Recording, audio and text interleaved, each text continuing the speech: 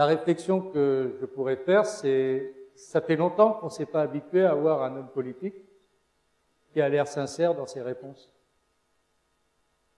Ça vous frappe pas? Il cherche pas à fixer la caméra à tout prix pour être sur le bon sport. Il lève les yeux au ciel, il regarde parce qu'il est en train de réfléchir en même temps qu'il parle.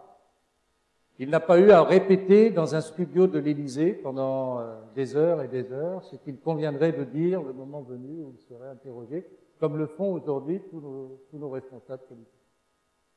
Et donc, ça a une part de risque, mais Georges Pompidou, on ne lui fait pas dire n'importe quoi et n'importe comment, et tout est de bon escient. Donc, je remercie ceux qui sont derrière les services d'information municipale, et puis avec Jean-Philippe Boller, qui est grassement payé comme d'habitude, qui m'accompagne depuis longtemps, qui est un citoyen villeneuvois, bénévole, qui se dépatouille comme il peut avec mon petit suivi, sauf si j'en change le passage. Ça, il a bien répété. Et vous avez le comité des fêtes qui ne savait pas quoi faire ce soir et qui veut à tout prix vous enivrer pour vous faire oublier tout ce qui a été donné. Donc, je remercie David Lévy. Je préfère le dire avant plutôt que d'oublier après. Voilà. Donc, Georges Pompidou, c'est un homme de culture en politique. C'est le sujet que j'ai choisi. Thérèse doit peut-être rester une place, voilà, là, juste là. Thérèse, comme d'habitude, est à l'heure. Mais je sais. Mais c'est la seule façon, c'est la seule élue qui arrive à être citée à chaque fois. Mais c'est bien. Mais t'as raté le début. Passera. Oui, j'ai choisi ce thème, un homme de culture en politique, parce que je pense que souvent, je pose la question, mais qu'est-ce qu'il faut faire pour être président de la République, Premier ministre ou autre? Il n'y a pas de recette, c'est souvent les mômes dans les classes de CM2 qui me posent la question, ou au collège encore. Il n'y a pas de recette, d'ailleurs, vous avez vu, Georges Pompidou, il dit, mais contrairement à ce que vous pouvez penser, je n'ai pas voulu être chef d'État. Mais lorsque les circonstances l'ont permis, bien entendu, je ne l'ai pas refusé. Donc il ne vous fait pas le cinéma, mais non, ça m'intéressait pas, etc. Non, au départ, sûrement pas. Et puis par la suite, le contexte fait que, eh bien, refuser, comme l'a fait par exemple Jacques Delors, ce qui démontre que c'est pas une fatalité, hein, de vouloir à tout prix exercer des responsabilités. Donc, Georges Pompidou, ce qui m'intéressait, c'était de montrer l'homme, et particulièrement un homme de culture. Vous remarquez que souvent les médias, quand ils parlent de la République, souvent François Mitterrand, comme l'exemple même de culture. Et d'ailleurs, lui-même avait posé devant une bibliothèque avec un livre dans les mains. Alors c'est vrai que François Mitterrand est un homme un homme cultivé. Mais il n'est pas du tout au niveau de Georges Pompidou. François Mitterrand, il a de la chance d'être de gauche. S'il n'était pas de gauche, on aurait tout fait pour le zapper. Et comme il est de gauche, il est forcément quelqu'un d'extraordinaire. Heureusement, la droite se rassure puisqu'il a commencé à l'extrême droite. Pour Georges Pompidou, c'est exactement la trajectoire inverse. Il a commencé à gauche, et tous ceux qui l'ont critiqué à gauche ont dit que c'était vraiment quelqu'un pas très intéressant puisqu'il était de droite. Et Georges Pompidou est un homme agrégé de lettres, professeur. Et donc sa culture est immense. D'ailleurs, il n'a pas fait la paille et le grain, il a fait une anthologie de la poésie française, c'est quand même pas tout à fait la même chose.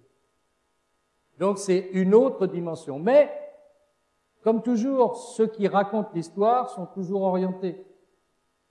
Et je zappais comme ça hier soir au hasard sur la chaîne parlementaire, on parlait de Malraux. Eh bien, et les deux anciens ministres de la Culture de gauche, fallait qu'ils critiquent quand même Malraux, qui pourtant a un passé de gauche, parce que le fait d'être ministre du général de Gaulle, eh bien, il n'avait pas fait suffisamment dans l'éducation populaire. Il fallait qu'il trouve quelque chose pour rabaisser, pour réduire. Ce qui est d'ailleurs un mensonge.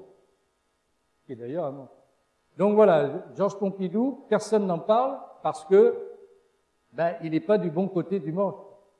Et il a pour lui, contre lui en tout cas, le fait d'avoir succédé au général de Gaulle. Alors de Gaulle, on vous en a un peu parlé, d'une façon d'ailleurs très ciblée, et succéder à de Gaulle, d'ailleurs tout le monde disait, personne ne pourra succéder à de Gaulle. D'autres commentateurs brillants à l'époque disaient que les institutions de la Ve République n'avaient été faites que pour de Gaulle. Et qu'une fois de Gaulle disparu, il n'y aurait plus d'institutions de la Ve République. C'était le 66e anniversaire, donc ça dure. Et Georges Pompidou ne pouvait pas être mis en valeur par celui qui lui a succédé, Valéry Giscard d'Estaing, qui n'avait qu'une idée en tête, c'est de l'éclipser du jeu. Rappelez-vous, de ce jour commence une ère nouvelle. Quelle prétention! Quand on a été ministre des Finances du général de Gaulle et de Georges Pompidou, lui, le gars, il est élu président, il vient vous dire, de ce jour date une ère nouvelle, carrément. Il n'a pas eu tort, puisque ça a été l'ère du déclin de la France depuis ce moment-là. De toute manière, c'était presque prémonitoire, parce que de 74 à nos jours, plusieurs générations se sont succédées pour constater le déclin de la France. Et donc, par la suite, quand la gauche est arrivée au pouvoir, enfin, on n'allait sûrement pas pour parler de Georges Pompidou. Et sûrement pas François Mitterrand, qui s'était colté avec Georges Pompidou de manière très virulente. Partant de là, il n'y avait plus personne pour évoquer Georges Pompidou. Enfin, j'en rajoute une couche, il y avait dans les milieux gaullistes, parce que vous avez toujours des intégristes, pour qui de Gaulle était un renégat.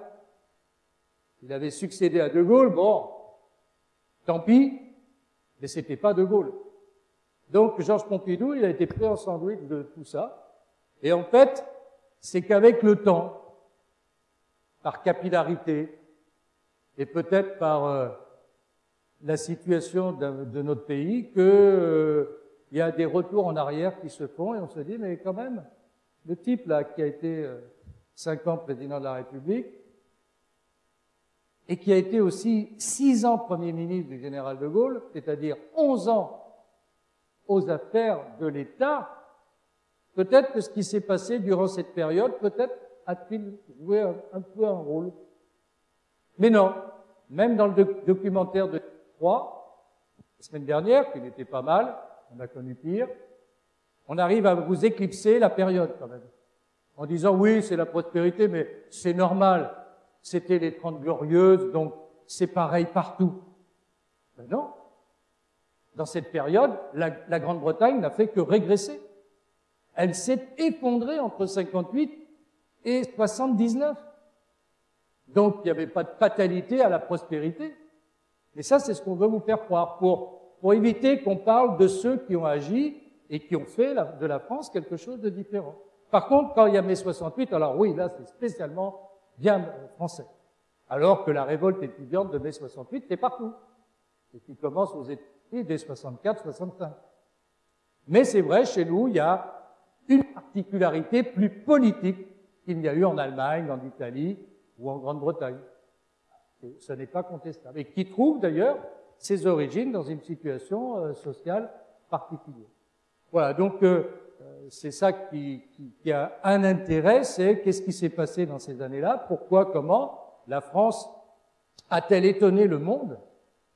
Et je vous le dis, moi, j'avais 17 ans quand j'ai passé mon bac en 1972, et mon sujet de bac en économie, c'était « Peut-on parler de miracle économique français ?» Parce que la France étonnait le monde. On nous surnommait les Japonais de l'Europe. Car à l'époque, le Japon, c'était un peu les Chinois d'aujourd'hui. Tandis que vous, votre sujet de bac, ça sera « Y aura-t-il un miracle ?» Si l'on en croit l'actuel ministre de l'économie et des finances, brillant, qui vient de découvrir que ça allait pas trop bien. Donc, vous avez déjà le sujet pour 2024, pour ceux qui n'ont pas encore passé. Pour Georges Pompidou, il faut bien faire un retour en arrière pour expliquer un peu d'où il sort. Georges Pompidou, c'est un homme qui naît vraiment dans un département improbable, quoi, le Cantal. À part le fromage, qu'est-ce qu'il peut y avoir de connu dans le Cantal? Et en plus, dans un bled, Montboudif. Tu t'appelles Pompidou et tu nais à Montboudif. Mon pauvre vieux, si tu veux faire de la politique, faut faire autre chose, hein. Ça n'a aucun sens. Montboudif dans le Cantal. D'un père prénommé Léon, ça s'arrange. Léon Pompidou. Et une épouse, Marie-Louise, là, pour le couple de Napoléon, c'est bien. Bon. Mais les ploucs du Cantal, quand même, sont des lettrés. Ce sont des enseignants. Ce qui, pour l'époque, est quelque chose d'important. Quand on est instituteur, on est un notable. D'ailleurs, dans les romans de Pagnol, hein, dans les films de Pagnol, on voit bien que monsieur l'instituteur, toujours de gauche, républicain, pardon, et socialiste aussi, républicain, radical et socialiste. C'est intéressant d'ailleurs parce que peut-être un jour ça m'amusera de faire un parallèle sur les années 30 de Jean Moulin et de Georges Pompidou. J'y ai trouvé en faisant un peu, me rafraîchissant un peu la mémoire, de sacrés parallèles avec des parcours qui ont vraiment rien à voir. C'est pour la beauté de l'esprit. Donc, il a le bonheur de naître dans une famille où on est éduqué, instruit, et où, bien sûr, l'enfant va bénéficier de cette instruction. Léon Pompidou est lui-même professeur à Albi, l'épouse est professeure d'espagnol, et donc lui, on nous dit qu'à 3 ans, il savait déjà lire, écrire, compter. Quand on en voit d'autres à 20 ans qui ne savent toujours pas, ça fait rêver, hein? Lire vraiment, pas déchiffrer. Pas déchiffrer, lire, écrire, compter, et qu'il va poursuivre ainsi jusqu'à aller à lire 1 livre par jour. Tout seul, pour rire. C'est vrai qu'à l'époque, on n'a pas la PlayStation, puis on n'a pas ce machin qui vous bouffe du temps, hein. Donc, comme on ne sait pas quoi faire, eh ben, on lit. Il n'y a rien d'autre que ça. Et c'est ce qui va lui permettre, effectivement, d'acquérir déjà dès tout môme une culture en lisant les classiques, etc. Puis bon, on fait les études, mais on fait les études malgré la famille quand même avec une bourse. Il ira à Toulouse préparer Cagnes avant de se retrouver à Paris, parce que quand on est fils d'instituteur, le parcours normal, c'est de devenir professeur. C'est un grand classique dans la méritocratie républicaine de l'époque. Et donc, il va à Paris, préparer Hippocane au lycée Louis-le-Grand. Et donc là, qu'est-ce qu'on nous en dit de Georges Pompidou? C'est qu'il ne travaille pas beaucoup. Georges Pompidou, c'est un dilettante, mais j'ajouterais, est-ce qu'il a vraiment besoin de beaucoup travailler puisqu'il capte tout de suite? Il enregistre tout de suite, il a une facilité pour enregistrer, et donc il fait, j'allais dire, une éducation parallèle à celle officielle, quoi. Donc les études traditionnelles, ça ne l'emballe pas. Il passe un bac très médiocre. Alors le bac très médiocre de ces années-là, autant vous dire que c'est Polytechnique d'aujourd'hui, quoi. Hein. Tout le monde n'a pas le bac dans les années 30, hein. Donc avoir le bac, c'est quand même quelque chose. Je n'ai pas donné la date de naissance, il est né le 5 juillet 1911, 3 ans avant la guerre de 14. Il a vu son père partir à la guerre de 14, puis revenir, et puis décédera par la suite. Et un élément qui a marqué quand même le jeune Georges Pompidou. Bonjour, monsieur Bertrand Gazellia va vous donner... Je salue le maire de Tourette-les-Vins, voilà. Merci. Il n'y a pas encore le tramway. Ben écoute, merci pour l'effort. Tu es venu en pirogue? C'est ça. Je te salue avec plaisir, comme pour Michel Rossi. Merci d'être là. Et donc, les études pour Georges Pompidou, c'est vraiment pas l'essentiel. Et à Paris, il est déjà ailleurs. Le quartier latin, les cercles. Il est lecteur du journal de gauche, le journal de Léon Blum, Le Populaire. Car à l'époque, il y a l'Humanité qui a été captée par le Parti communiste, et donc la SFIO, la section française de l'Internationale ouvrière, a dû faire, et qui écrit, c'est Léon Blum, hein, et donc Georges Pompidou, élevé dans sa famille avec une orientation très républicaine, très à gauche, franc-maçon, hein, eh bien, comme la famille de Jean Moulin, d'ailleurs, c'est exactement le même parcours. Et il va adhérer à l'Union des étudiants de la jeunesse républicaine et socialiste. Et on nous dit, alors quand je dis on nous dit, je me suis inspiré du seul dont je trouvais que ça avait une référence, c'est-à-dire son fils adoptif, Alain Pompidou. Hein, j'ai préféré aller puiser d'abord là-dedans pour me rafraîchir la mémoire, plutôt que tous les autres qui ont écrit dessus, même s'il y a eu d'excellentes biographies. J'en parlerai à la fin sur Georges Pompidou. Et donc, je ne l'ai trouvé que dans le récit de son fils, où il semble qu'il qu'il fait un peu le coup de poing avec les croix de feu, avec les jeunesses. Peut-être aurait-il pu rencontrer d'ailleurs François Mitterrand de l'autre côté, puisque François Mitterrand, lui, à l'époque, il est du côté de l'extrême droite, il est avec l'Action française, et il fait le coup de poing avec ceux d'en face. Vous voyez l'ironie du destin, quand même. Hein. Donc Georges Pompidou, lui, il cultive aussi quelques amitiés, parce que à Cagnes, il a l'occasion de rencontrer d'autres jeunes qui étudient. Il rencontre comme ça un jeune noir, Léopold Sédar Senghor, jeune Sénégalais qui fait ses études en France, ce qui vous démontre que le colonialisme français, ça n'a pas été marrant tous les jours. Parce que pouvoir faire ses études de normal sup à Paris, bien sûr, Paul Senghor n'est pas un fils de n'importe qui, mais tout de même. Et puis, il y a un autre ami avec lui, un Vietnamien. Ah, bonjour le colonialisme encore.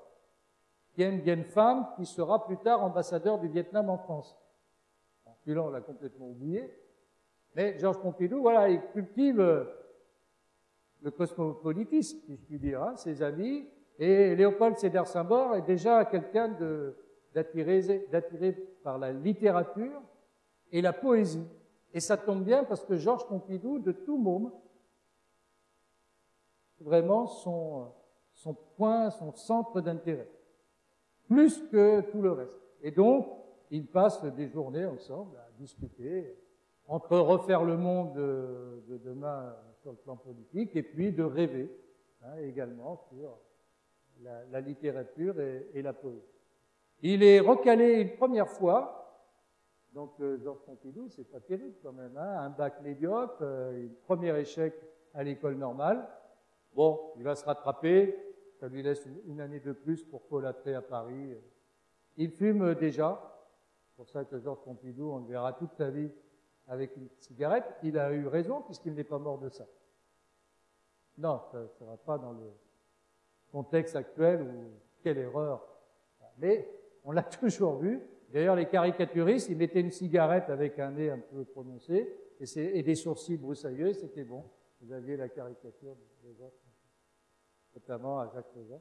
C'était le caricaturiste du cigarette. Donc, voilà. C'est la deuxième année seulement que Georges Pompidou réussit enfin, mais en 1934, il sort major, c'est-à-dire premier de l'école normale supérieure, et premier à l'agrégation de lettres. Donc il a pris son temps, mais l'homme a du potentiel.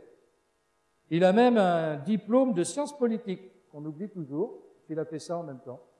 Il y a des gens qui n'ont jamais le temps de rien faire, et il y en a d'autres qui trouvent le temps, mais qui ont aussi les cases bien remplies dans le cerveau, qui permettent de faire quelque chose. C'est un don.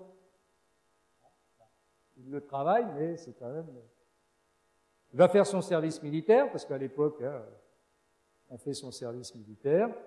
Il fait ça d'abord à Saint-Mexan, puis à Clermont-Ferrand. Alors, faire son service Tiens, Clermont-Ferrand, pour ceux qui connaissent Clermont-Ferrand, à l'époque, en plus, super. Au moins, tu t'ennuies pas. Là, c'est sûr que les permissions à Clermont-Ferrand, c'est quelque chose. Il en sort lieutenant. Il n'a rien fait d'extraordinaire, mais quand vous êtes diplômé, vous faites automatiquement l'école d'officier et donc les passerelles obligatoires. Et puis, il va avoir l'occasion, en revenant sur Paris, de rencontrer une jeune femme. Alors, il avait déjà eu quelques fréquentations, bien sûr, mais dans un cinéma. Il n'y avait pas tellement d'endroits pour se rencontrer à l'époque, entre les balles et le cinéma. Au cinéma, il va rencontrer une jeune fille un peu grande pour lui, quand même, une certaine Claude Cahour, et il en est tombé amoureux, et puis, c'est pas qu'il avait un physique forcément extraordinaire, Georges Pompidou, mais il avait quand même quelque chose pour lui, et Claude Pompidou, Claude Cahour, va accepter l'idée de faire sa vie avec Georges Pompidou. Ils se sont mariés en 1935, vous voyez, toujours la cigarette au bec, hein. Ça, c'est écrit plus tard, bien sûr. Elle faisait des études de lettres aussi, donc je pense qu'elle a dû bien réviser. Et il l'a initié également à une autre partie de choses qu'il a commencé à découvrir à Paris, c'est l'art, les peintres. Et les peintres d'avant-garde, comme on disait. Et comme Jean Moulin, Max Ernst est quelqu'un qui le fascine déjà à l'époque. Et donc, il n'a pas les moyens d'acheter des tableaux, mais déjà, il commence à parcourir un peu les galeries d'art.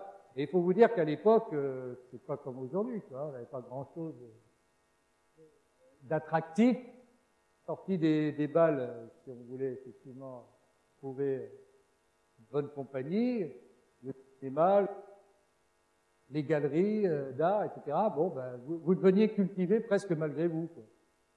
Fallait tromper l'ennui. Fuller n'avait pas ce souci, elle était à l'usine. Parce qu'on s'arrêtait au certificat d'études. On s'arrêtait à 12 ans. Et donc, quand tu t'arrêtes à 12 ans, t'as pas tellement de quoi, t'as pas les moyens d'aller. Donc, Georges Pompidou est dans un milieu confortable, pas privilégié, mais malgré tout, par rapport à l'époque, c'est pas tout le monde qui peut se permettre. Donc, le jeune couple s'est marié en 1935, et donc Georges Pompidou, il va se retrouver nommé professeur au lycée Saint-Charles à Marseille. Voilà. Ça va lui permettre de découvrir la Provence de Pagnol, en fait, hein. Et il va parcourir, Pagnol raconte, derrière Marseille. Il va découvrir d'ailleurs un petit village du Var qui s'appelle Saint-Tropez. Saint-Tropez, les Français vont le découvrir dans les années 60, mais il y en a d'autres, comme Jean Moulin d'ailleurs aussi, ont été à Saint-Tropez. Alors, je ne sais pas si à Saint-Tropez, on a envie de refaire une histoire de ceux qui sont venus fréquenter le village avant Brigitte Bardot, parce qu'il y a après et avant. Mais il y a eu des gens qui ont été émerveillés par le décor de Saint-Tropez. Et donc, avec son épouse, ils ont passé 3 années plutôt agréables, même si Georges Pompidou, on nous le dit, comme professeur, ça l'emballe pas terrible. Et il ne supporte pas d'être, parce qu'à l'époque, on est sur une estrade, on s'adresse, on fait un cours magistral, et Georges Pompidou, ça l'enquiquine.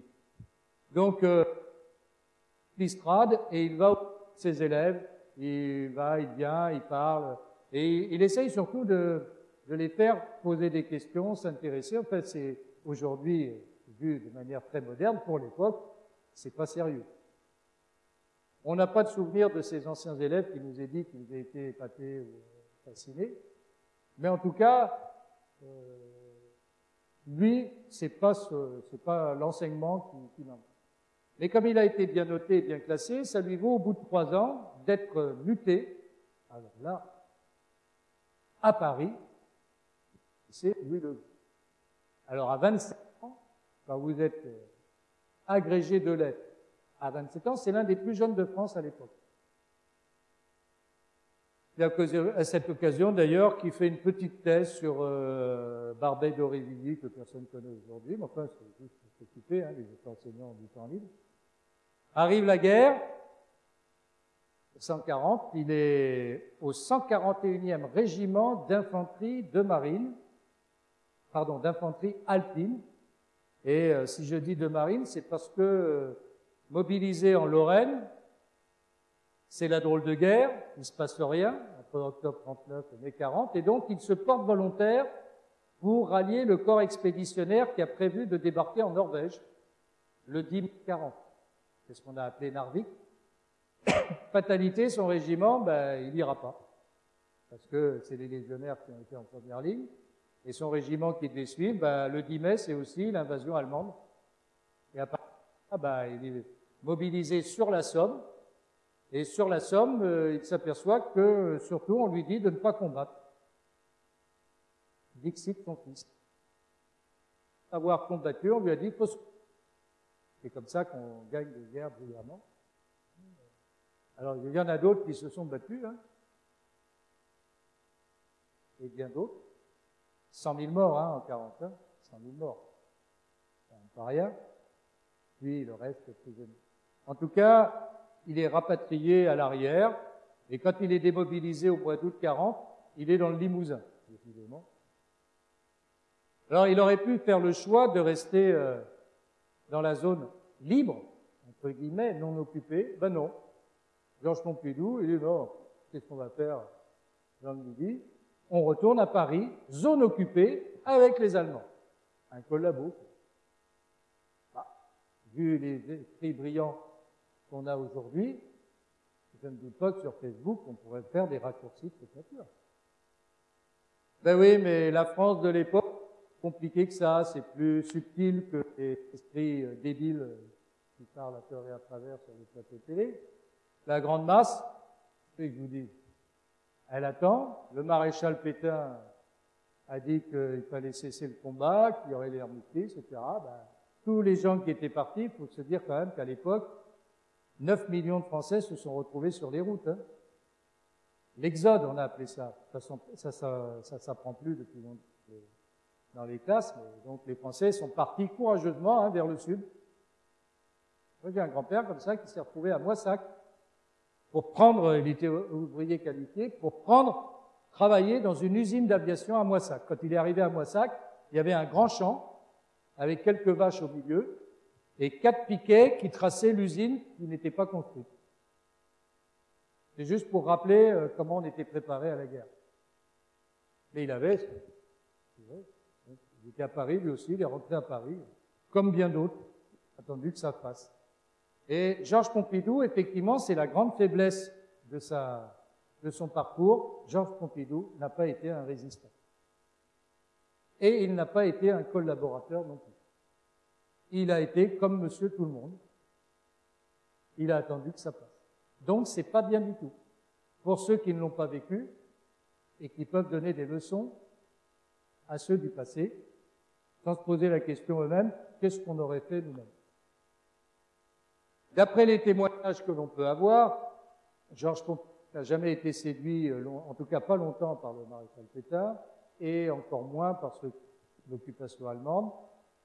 Il a eu des contacts, dit-il, avec quelques éléments de la résistance, mais son fils a trouvé cette formule, il n'a jamais trouvé la porte de l'action.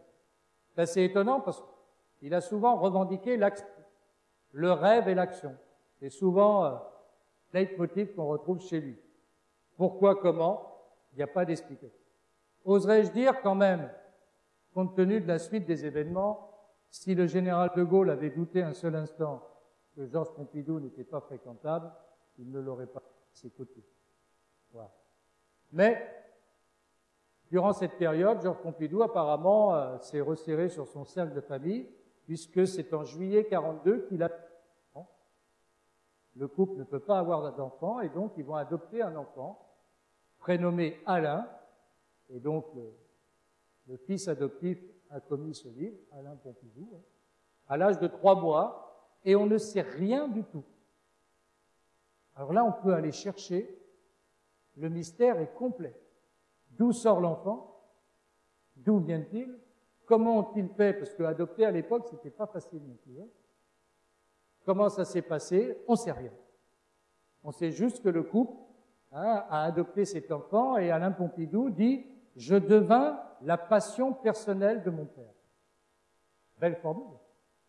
Je devins la passion personnelle de mon père. Et donc, la libération arrive, et comme tous les Français de l'époque, j'ai connu ça dans ma famille aussi, en août 44, on va applaudir les libérateurs, parce qu'on est bien content d'être libérés, hein, même si on n'a rien fait de très particulier avant. Et le 26 août 44, bien sûr, le 25 août 44, Georges Pompidou et son épouse vont aux Champs-Élysées assister au défilé où au premier rang, il y a le général de Gaulle. Vous avez tous cette image bien connue, hein, de ce million de Français. 400 000, 3 mois plus tôt, étaient venus acclamer le maréchal Pétain. Donc les mêmes. Les mêmes.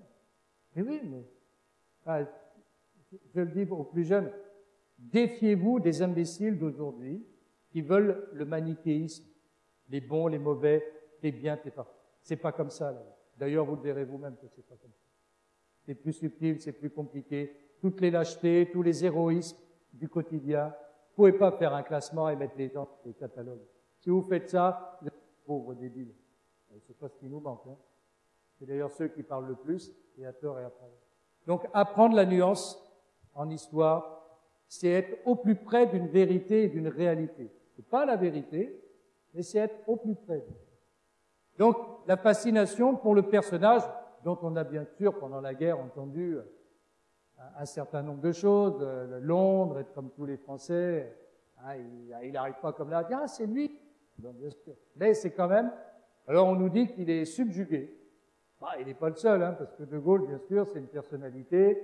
Il n'y a qu'à le voir dans les images de lorsqu'il est en Normandie la première fois et qu'il est à Lisieux ou à Caen, la fascination des gens pour quelqu'un de haute taille et dans sa façon d'être, de parler, il y a de quoi effectivement être subjugué. Aujourd'hui, pour nous, c'est loin, c'est une histoire assez passée, ça paraît pas tout à fait qu'on a l'habitude de concevoir, mais donc Georges Pompidou se dit, bon, je ne serai plus enseignant. Enfin, ça c'est sûr, j'ai fait, mais ça m'a jamais emballé, il faut que je fasse autre chose. Et donc, il a la chance d'avoir un ami qu'il connaissait dans sa jeunesse, un certain René Brouillet, qui lui a été impliqué dans la résistance, qui lui est au cabinet notamment de Gaston Palecki, qui se trouve être le directeur de cabinet du général de Gaulle. Et contrairement à une idée reçue que les journalistes ont colportée, jamais de Gaulle a dit « j'ai besoin d'un agrégé qui sache écrire ». Ça, c'est complètement bidon. Jamais de Gaulle n'a dit ça. Mais les journalistes aiment bien raconter les histoires alors, hein, et vous font croire que c'est vrai. Non, absolument pas. De Gaulle n'a besoin de rien. De Gaulle, c'est autour de lui qu'on a dit « tiens, ça serait bien d'avoir peut-être quelqu'un qui nous tienne au courant sur l'éducation, sur l'information ». Et Georges Pompidou fait acte de candidature auprès de son ami René Brouillet, qui lui est au cabinet, et il rentre par piston, tout simplement, hein, pour l'avoir voulu. Un petit peu ce qu'il dit, quoi. Mais à l'époque, il n'a d'autre arrière-pensée que d'être là où se fait l'histoire, où se fera la reconstruction du pays. C'est ça la motivation pour les jeunes Français de l'époque, c'est comment servir. On a raté un épisode, certes, mais il va falloir faire la suite, et donc c'est ça qui est Pompidou, et effectivement, il est embarqué dans le cabinet autour du général de Gaulle, mais très loin, il fait des notes, il demande des notes, l'état de l'éducation nationale, sur l'information des uns et des autres, et puis progressivement, il exprime son point de vue. On s'aperçoit vite que l'homme raisonne juste et a une appréhension de l'autre qui n'est pas inintéressante. Et c'est comme ça que, de plus en plus, il va rejoindre un petit groupe d'hommes autour du général de Gaulle qui discutent et qui n'ont pas conseil le général de Gaulle, on ne va pas faire ça, mais expliquent un petit peu ce qui se passe. Lui-même fait des propositions ou autres, et il faudra attendre un peu de temps avant qu'il puisse même rencontrer le général de Gaulle. C'est pas tout de suite qu'il faut rencontrer. Donc on n'est pas au service du général de Gaulle comme ça. Mais Georges Pompidou, en quelque sorte, se fait se fait apprécier et il va pouvoir rencontrer des gens qui vont le marquer aussi. Il rencontre Léon Blum. On a un peu oublié ça, mais le général de Gaulle avait beaucoup de respect pour Léon Blum. Et il avait même imaginé que s'il quittait le pouvoir, c'était Léon Blum qui pourrait être l'homme de la situation. C'est très étonnant pour un réactionnaire fascisant comme la gauche l'a traité après. Et donc, Georges Pompidou rencontre Léon Blum et André Malraux. Et avec André Malraux, alors c'est quelque chose qui a été zappé complet parce que tout le monde parle de Gaulle et Malraux ensemble parce qu'on est sur un niveau. Mais en fait, il y a une vraie amitié entre Georges Pompidou et André Malraux. Et une vraie amitié scellée par j'ai quelque chose en commun qui s'appelle la culture. Et pour suivre Malraux, faut déjà pas trop être mauvais quand même. Hein. C'est les fulgurances de Malraux, hein, cocaïnomane peut-être, mais dans les fulgurances quand même. Et Georges Pompidou, et donc jusqu'au bout, Malraux sera aux côtés de Georges Pompidou.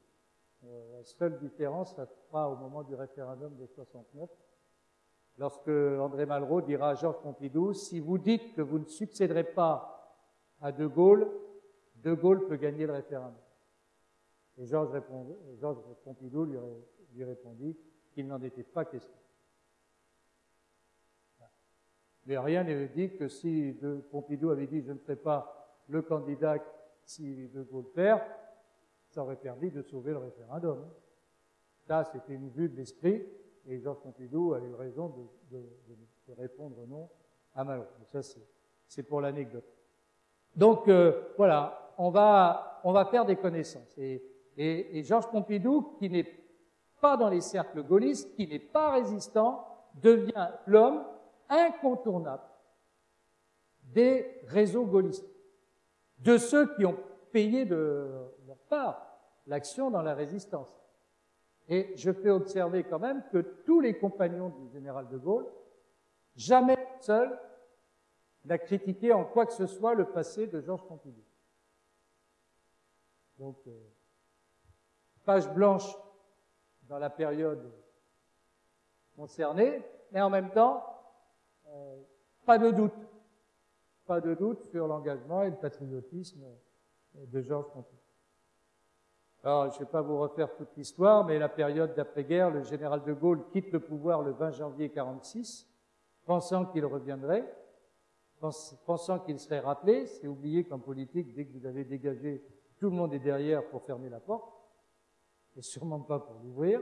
Hein, et donc, de Gaulle attendra 12 ans avant de revenir au pouvoir.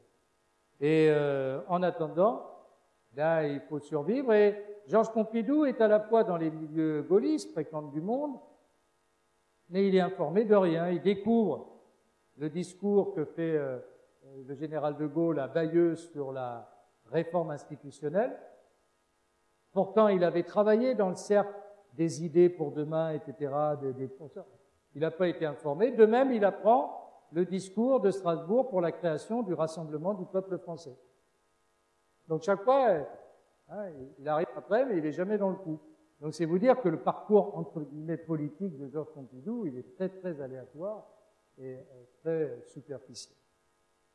La création du RPF, des gens demandent à Georges Pompidou d'apporter sa compétence, son talent administratif, et donc effectivement, il va accepter de jouer un rôle qu'on ne connaît pas. Il a été le secrétaire du RPF, mais sur la partie administrative et financière. Tiens, déjà, pour un agrégé de lettres, hein, parce que faire de la politique à l'époque, trouver de l'argent, c'est un peu compliqué. Hein, et donc, c'est Georges Pompidou qui fait le travail de l'ombre, le travail besogneux. De la même manière, de la part d'un résistant, père de ministre Donnedieu de Vabre, qui a été ministre avec Jacques Chirac, son père, qui a été dans la Résistance, et qui était le trésorier de la fondation Anne de Gaulle, aspire à prendre un peu de champ et propose à Madame de Gaulle, Yvonne de Gaulle, que ce soit ce Georges Pompidou, qui lui paraît très bien, très très comme il faut, très sérieux, etc., d'être le trésorier de la Fondation Anne de Gaulle. Alors, je le dis à un certain nombre d'entre vous, Anne de Gaulle, c'était la fille autiste d'aujourd'hui, la journée mondiale de l'autisme. Charles de Gaulle a eu une fille autiste, hein, on disait à l'époque monctienne, hein, qu'il a gardé toute sa vie à ses côtés, et donc il a voulu, pour la suite, que les autres enfants autistes puissent bénéficier de soutien, d'aide auprès des familles, un petit peu ce que fera plus tard Lino Ventura avec Personnel. Hein, et donc, le trésorier de la Fondation Anne de Gaulle, c'est Georges Pompidou. Et il le restera très très longtemps, hein, jusqu'à ses fonctions de Premier ministre. Et c'est ce qui va permettre à Georges Pompidou alors d'entrer dans le cercle intime du général de Gaulle. C'est pas l'aspect politique. Bien sûr, il y a les réseaux, les machins, tu es au cabinet. Le général de Gaulle propose à Georges Pompidou d'être son chef de cabinet en 1948. Georges Pompidou ne répond pas tout de suite, d'ailleurs, il laisse traîner 2 mois avant de répondre. Finalement, il accepte. En mai 48, il accepte de devenir, le 12 mai 48, il accepte d'être le chef de cabinet. Mais les deux hommes se côtoient. Georges Pompidou va à colomber les deux églises. C'est un rituel bien organisé. Une fois par mois, une fois tous les 15 jours. Et là, il arrive en fin de matinée, il discute avec le général de Gaulle. Puis on passe au déjeuner, avec Madame de Gaulle, bien sûr. Et puis, quand le déjeuner est fini, on va faire un tour dans le parc, dans les bois autour, pour parler. Et on revient pour le début d'après-midi. Et là, Madame de Gaulle est là, elle fait la couture. Enfin, et comme ça se faisait et elle est dans la conversation, et on règle les problèmes d'intendance, bien sûr, de la Fondation, mais on parle aussi de bien d'autres choses. Et comme le dit Alain Pompidou, de collaborateur devint confident. Le mot-clé. Georges Pompidou, c'est le confident du général de Gaulle. Et donc, ça crée un lien forcément unique qu'aucun autre ne pourra avoir avec le général de Gaulle. Ni Michel Debré, ni Chaban-Delmas, ni Paul de Murville. Non, non, c'est quelque chose à part. On est dans l'intime. Et en plus, je pense que le général de Gaulle, qui lui donnera des dédicaces, mon fidèle ami, et pour toujours. Excusez les dédicaces. Hein. Il lui donnera d'ailleurs le premier exemplaire de son testament en 1952. Donc c'est un vrai lien qui se crée entre les deux hommes. Et Georges Pompidou est un peu l'antithèse de Gaulle. Georges Pompidou sort, il fait des dîners à la maison, il y a du monde, il y a des people, on dirait aujourd'hui, il y a des artistes, on reçoit. Le général de Gaulle, on ne connaît personne autre que sa famille, qui soit venu partager le gâteau. Hein. Donc, Georges Pompidou mène sa vie. Alors, il a été nommé maître des requêtes au Conseil d'État. On lui a confié un poste d'adjoint au commissariat du tourisme. Ça permet de manger un peu, hein, quand même. Donc, il y a un peu de favoritisme là-dessus, mais c'est pas difficile au lendemain de la guerre. Hein, les places sont libres, puisque tous les autres qui les occupaient ont été collabos ou pas. Donc, il y en a qui se sont reconvertis très vite, bien sûr, mais enfin bon. Donc, il ne prend pas la place de grand monde. Et donc, ça dure un certain moment. Le RPF va s'effondrer en 1951 aux élections, puis De Gaulle y met fin en 1953. Et donc, à ce moment-là, Georges Pompidou va dire à De Gaulle, bon, ben écoutez, il n'y a plus de RPF, il n'y a plus rien, moi j'ai envie de mener notre vie. Fatalité, dans les rencontres qu'il a pu faire, il y a un certain Fillon, ouais, comme quoi, hein, plus son prénom, qui est l'oncle de François Fillon, René Fillon. René Fillon, résistant, oncle de François Fillon, propose à Georges Pompidou, lui qui est fondé de pouvoir à la Banque Rothschild, d'aller à la Banque Rothschild. Alors c'est assez étonnant pour un agrégé de lettres que d'être sollicité pour aller à la Banque Rothschild. Quel est le calcul? Ça, on ne l'évoque pas, mais le calcul, c'est que c'est pas mauvais pour la Banque Rothschild d'avoir quelqu'un qui est proche du général de Gaulle, vous voyez? On ne sait jamais.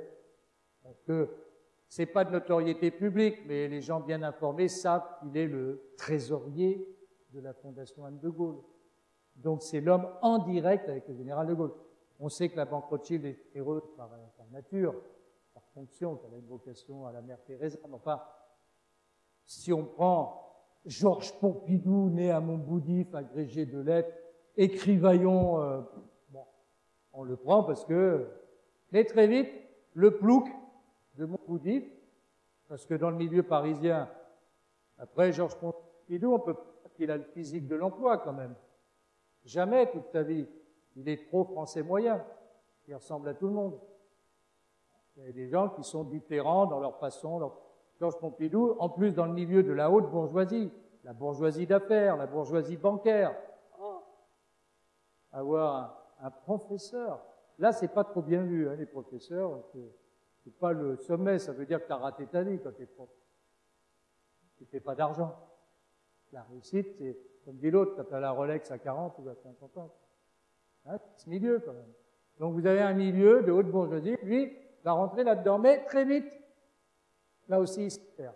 Dans la discrétion toujours et dans l'efficacité, et puis avec du bon sens. Alors lui qui connaissait rien aux chiffres, il va vite apprendre à montrer qu'il sait compter. Et le baron Guy de Rothschild va s'intéresser à lui et ils vont devenir amis et pour longtemps.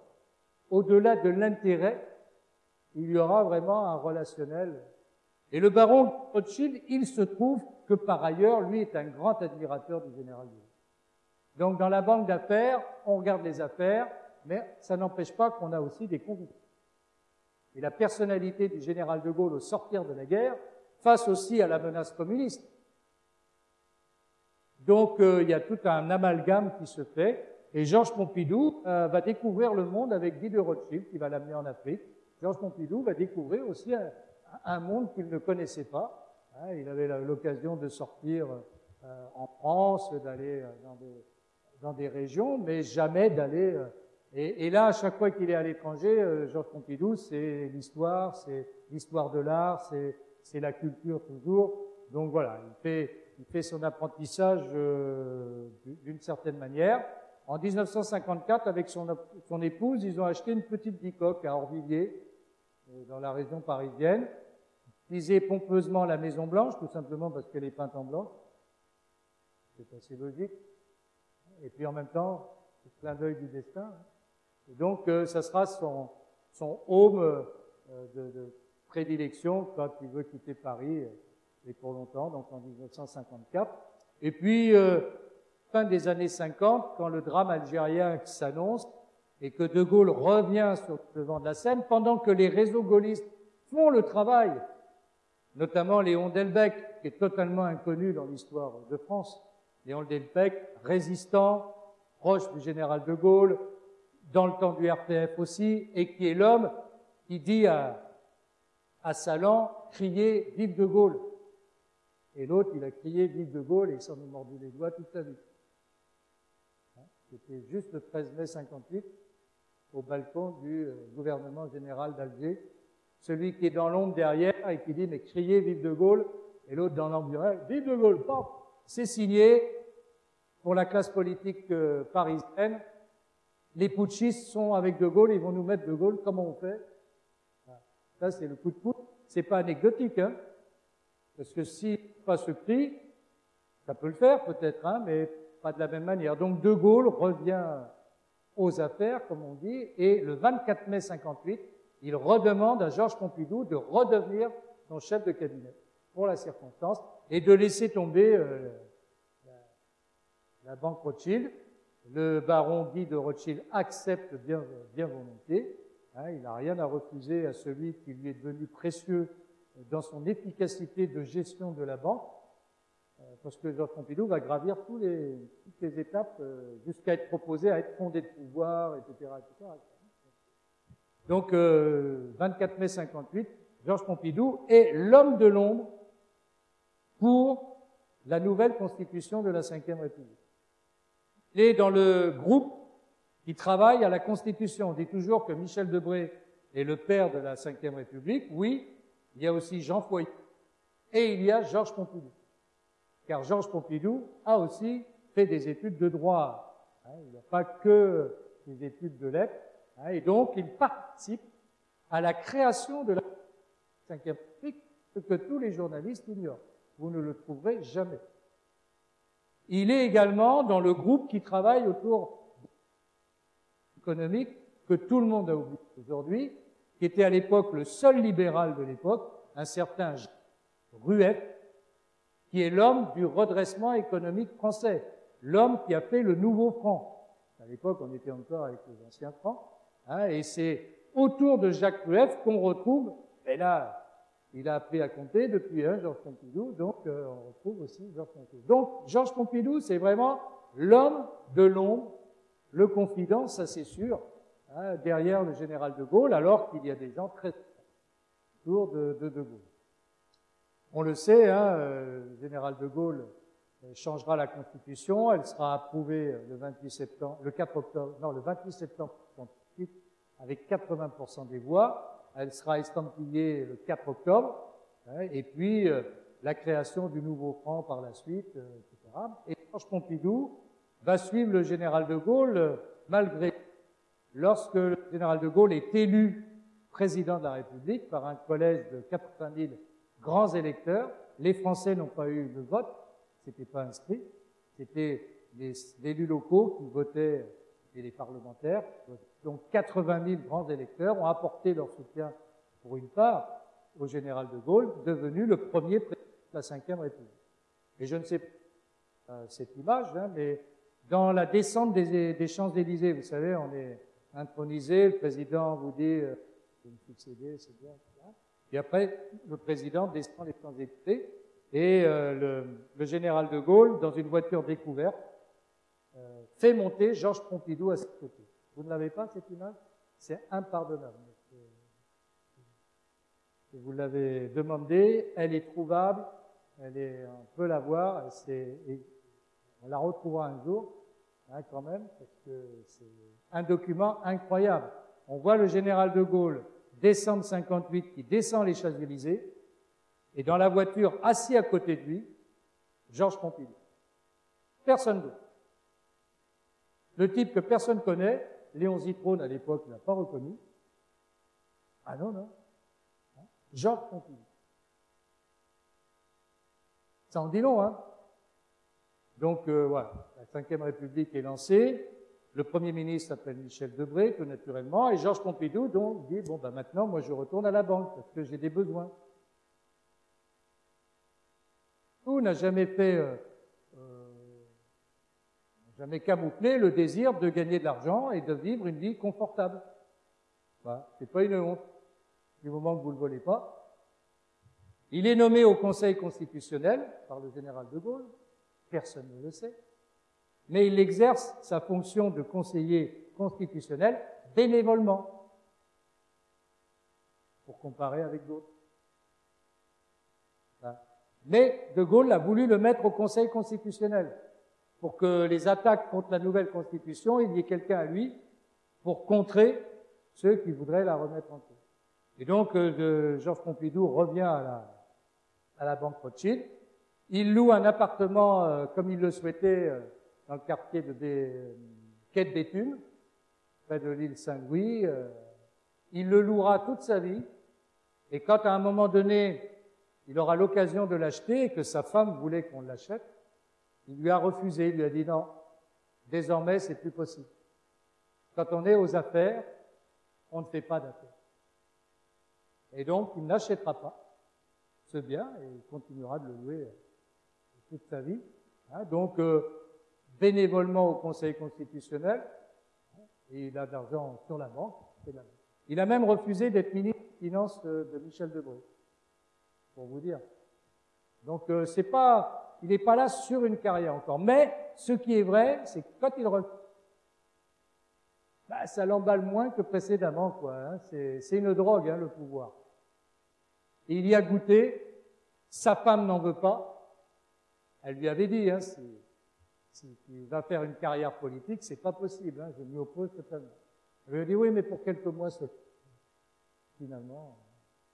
Et donc, le général de Gaulle va faire de nouveau appel à lui en 1961 au pire moment de la guerre d'Algérie.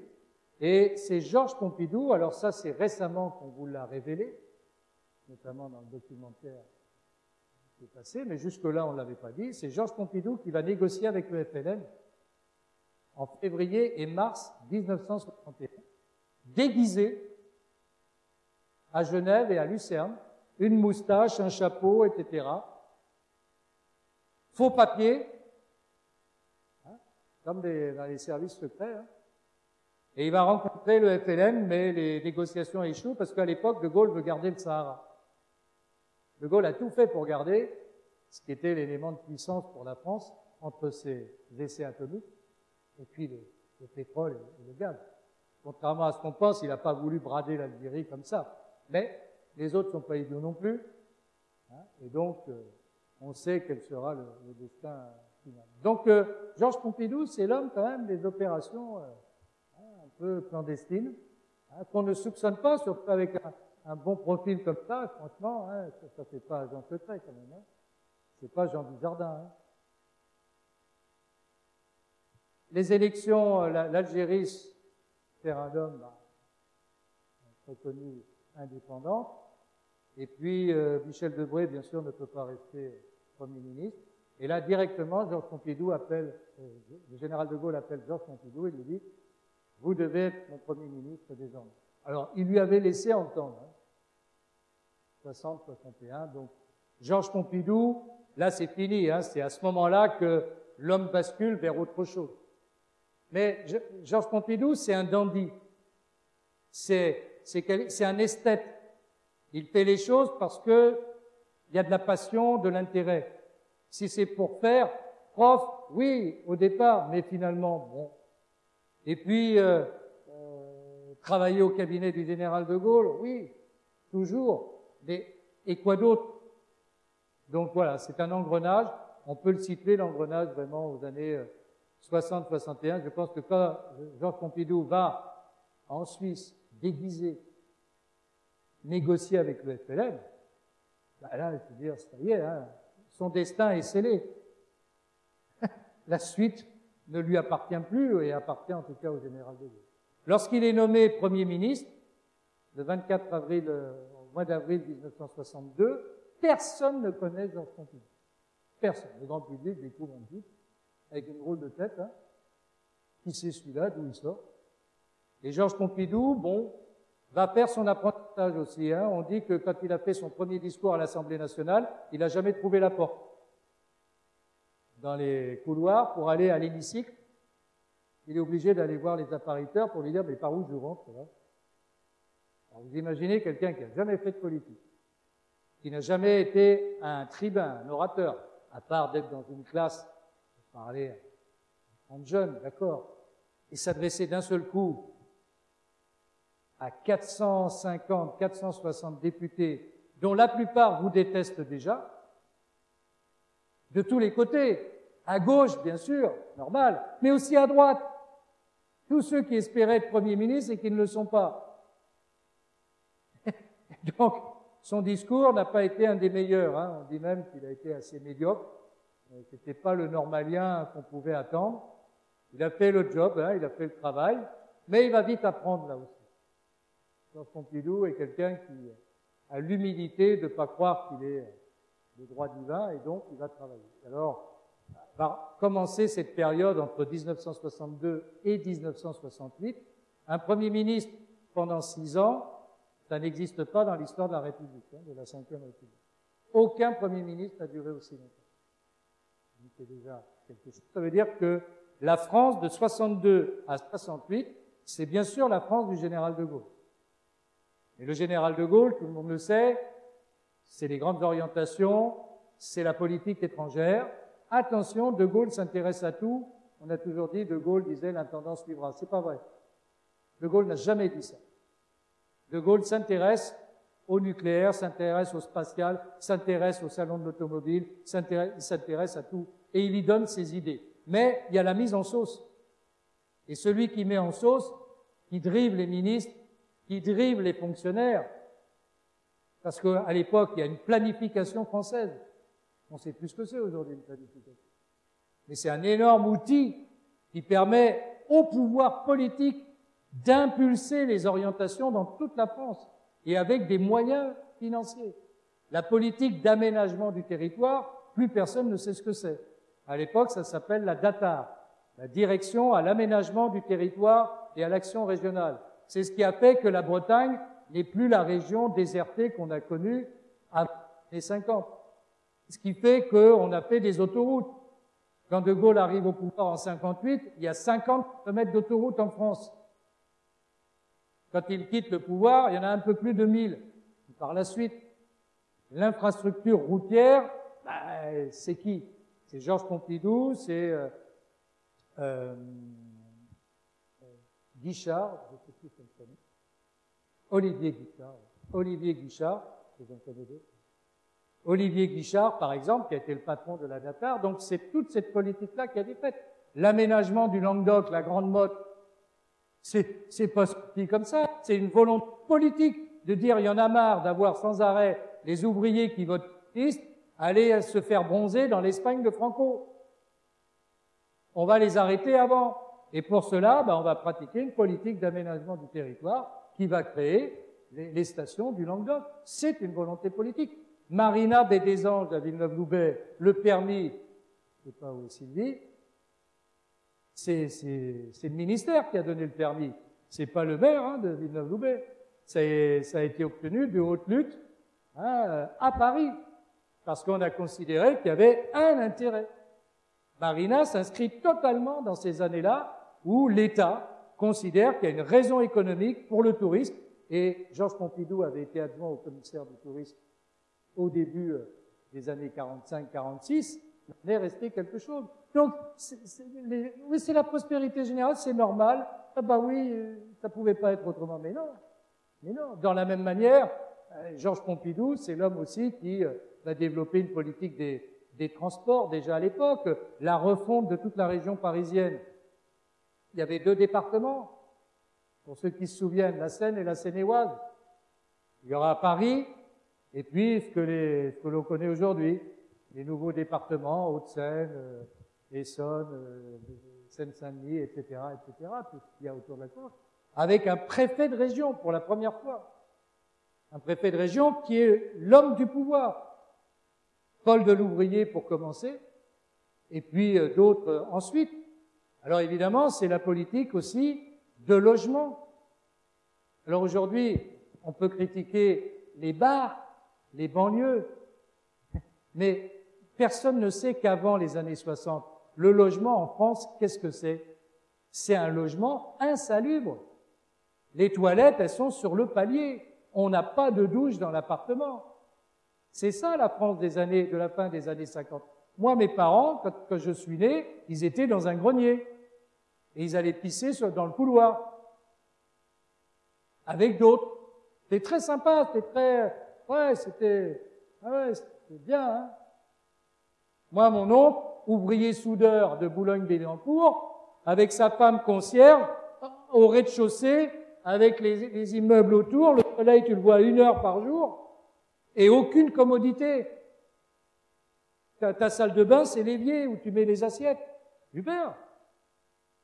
Alors le jour où mon oncle et ma tante sont partis à Vitry-sur-Seine, dans un ILM payé par la Viniprix, qu'elle travaillait là-bas, et qu'elle s'est retrouvée dans l'immeuble de 15 étages au 3e étage avec un vide ordure, parce que ça, c'était très important, le vide ordure direct.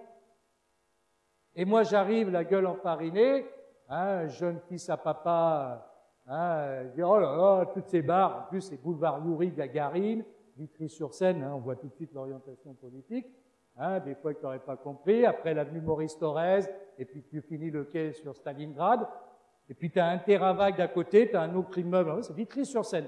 Avant-guerre, c'était que des pavillons. Mais pas pour tout le monde. Donc, moi j'arrive et je fais le snob, je dis, oh là, tous ces bétons, et mon oncle il me dit, tais-toi, je te passe par la fenêtre. Tu te rappelles où j'étais avant? Tu as vu où je suis maintenant? Il y a la salle de bain, il y a le séjour, on a une chambre à part, on a... Qu'est-ce que vous répondez à ça? C'est les fils à papa d'aujourd'hui, et tout le monde est fils à papa aujourd'hui. Mais vous êtes tous des bourgeois aujourd'hui. Tous. Mais à l'époque, on n'est pas tous des bourgeois. Quand on est du peuple, on a une autre vie que les autres. Et donc, la génération des années 60, elle a vu ça. On fait à l'époque 400 000 logements par an.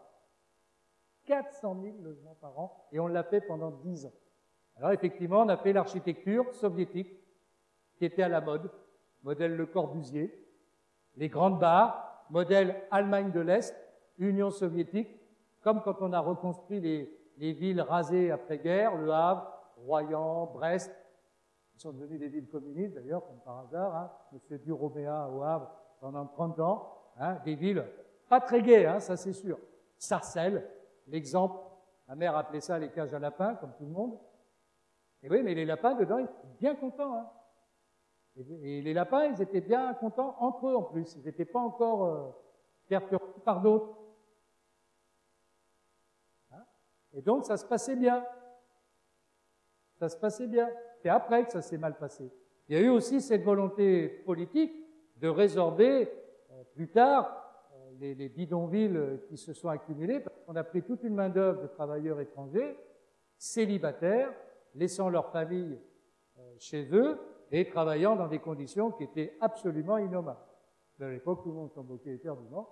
Hein, et c'est vrai que pour eux, c'était pas une grande différence de là où ils venaient, donc on n'était pas encore dans la prise de conscience d'une situation qui n'était pas acceptable. C'est ça la France des années 60. Donc, le confort, un peu de pouvoir d'achat, parce que la croissance est là, pas de chômage, 200 000 chômeurs, 200 000 chômeurs en France.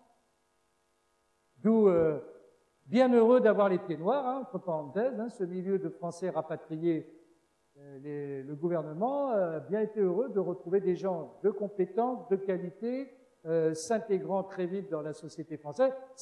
Personne ne le dit, ça, mais l'atout, hein, la fin de la guerre d'Algérie est un drame pour les pieds noirs vécus chez eux, mais pour la métropole, tous ceux qui en plus, qu'est-ce que c'est, qu'est-ce qu'ils viennent faire chez nous, etc., pas toujours bien accueillis, hein. Ah oui, ça a été difficile au départ, faut se loger, trouver l'emploi et tout, mais l'apport d'1 million de Français d'Algérie déjà formés, compétents, qualifiés, c'est un boost formidable. Je pense que dans le miracle économique français, c'est un des éléments déterminants. Bizarrement, c'est jamais évoqué. Quand vous avez 1 million de types formés, de compétences, et puis pas de barrière de langue, etc., voilà, les choses se font très vite, malgré les difficultés, malgré tous les soucis qui ont pu avoir lieu. Donc voilà, la France des années 60, Georges Pompidou, là, il navigue là-dessus. Alors tout ne se passe pas non plus comme si tout allait bien. Il y a des revendications sociales, il y a la crise agricole, parce qu'on demande aux paysans de se regrouper, de raser les haies, de regrouper les parcelles, pour faire une agriculture compétitive, pour être une agriculture qui est celle que l'on connaît aujourd'hui, hein, pour lutter contre la concurrence. Ça a été des vraies révoltes paysannes. Il y a le petit commerce aussi qui n'est pas très content, face aux premières grandes surfaces, hein, aux premiers établissements qui arrivent. Bon, le gouvernement de Georges Pompidou, c'est effectivement comme Premier ministre de jouer cette carte de la modernité, qui de toute manière, si on ne l'avait pas joué, on serait passé à côté du train, et puis c'est les autres qui auraient été meilleurs que nous. De Gaulle voulait une agriculture performante pour tenir tête aux Allemands qui avaient le potentiel industriel qu'on n'avait pas encore. Mais il y avait cette idée de faire aussi un potentiel industriel. Donc c'est ça la France de celui qui est le Premier ministre qui doit s'atteler à la tâche, hein, et la grève des mineurs en 1963, mal compris par De Gaulle, hein, qui laisse le Premier ministre faire face à une grève très dure et qui a le soutien de l'opinion. Donc là, on va reculer. Des élections qui y arrivent, les élections présidentielles de 1965, le général de Gaulle ne dit rien à Georges Pompidou. Il lui a laissé croire que s'il n'y allait pas, ce serait lui. Donc Georges Pompidou, il a commencé à réfléchir dans son entourage, on pourrait faire une affiche, des choses. Et en fait, à la télé, il va apprendre le 4 novembre que De Gaulle est candidat. Super, De Gaulle, hein. Donc ça fait partie des premières... on était le confident, on est dans l'action politique, et De Gaulle, c'est pas Georges Pompidou c'est pas De Gaulle. De Gaulle dira à Georges Pompidou, quand il le nomme Premier ministre, vous arrêterez d'aller passer vos vacances dans le Midi, vous irez en Bretagne. Parce que le midi, c'est pas fréquentable. Et là, c'est Saint-Tropez de l'époque. Et Georges Pompidou, lui, il aime bien fréquenter un milieu. Mireille d'Arc, Guy Béard, enfin, toute une époque. Hein, et donc, pour De Gaulle, c'est pas compatible avec l'exercice du pouvoir. Et ce sont de mauvaises fréquentations. Georges Pompidou s'en fout. Georges Pompidou s'est acheté une Porsche 356 gris métallisée et il fonce à 200 à l'heure avec. Voilà, parce que de Pompidou, il aime la vitesse. À l'époque, il n'y a pas de ceinture de sécurité et il n'y a pas de limitation de vitesse. Donc là, il y a aussi 16 000 morts par an. Hein, et on est moins nombreux qu'aujourd'hui. Donc, voilà, Georges Pompidou, c'est vraiment, malgré le physique, c'est vraiment une image d'une époque. Hein, il profite des biens matériels, il aime le confort, il achète maintenant, il a les moyens d'acheter des œuvres d'avant-garde, des tableaux, voilà. Mais il va même acheter une propriété dans le Lot à Cajarc et il va l'acheter en vendant une œuvre d'art, pour pas qu'on dise que c'est avec ses émoluments personnels, etc. Hein, 100 mètres carrés, là, 100 hectares, là. Non, pas, je sais plus combien exactement la taille, mais confortable quand même. Hein. On le voit de temps en temps y aller.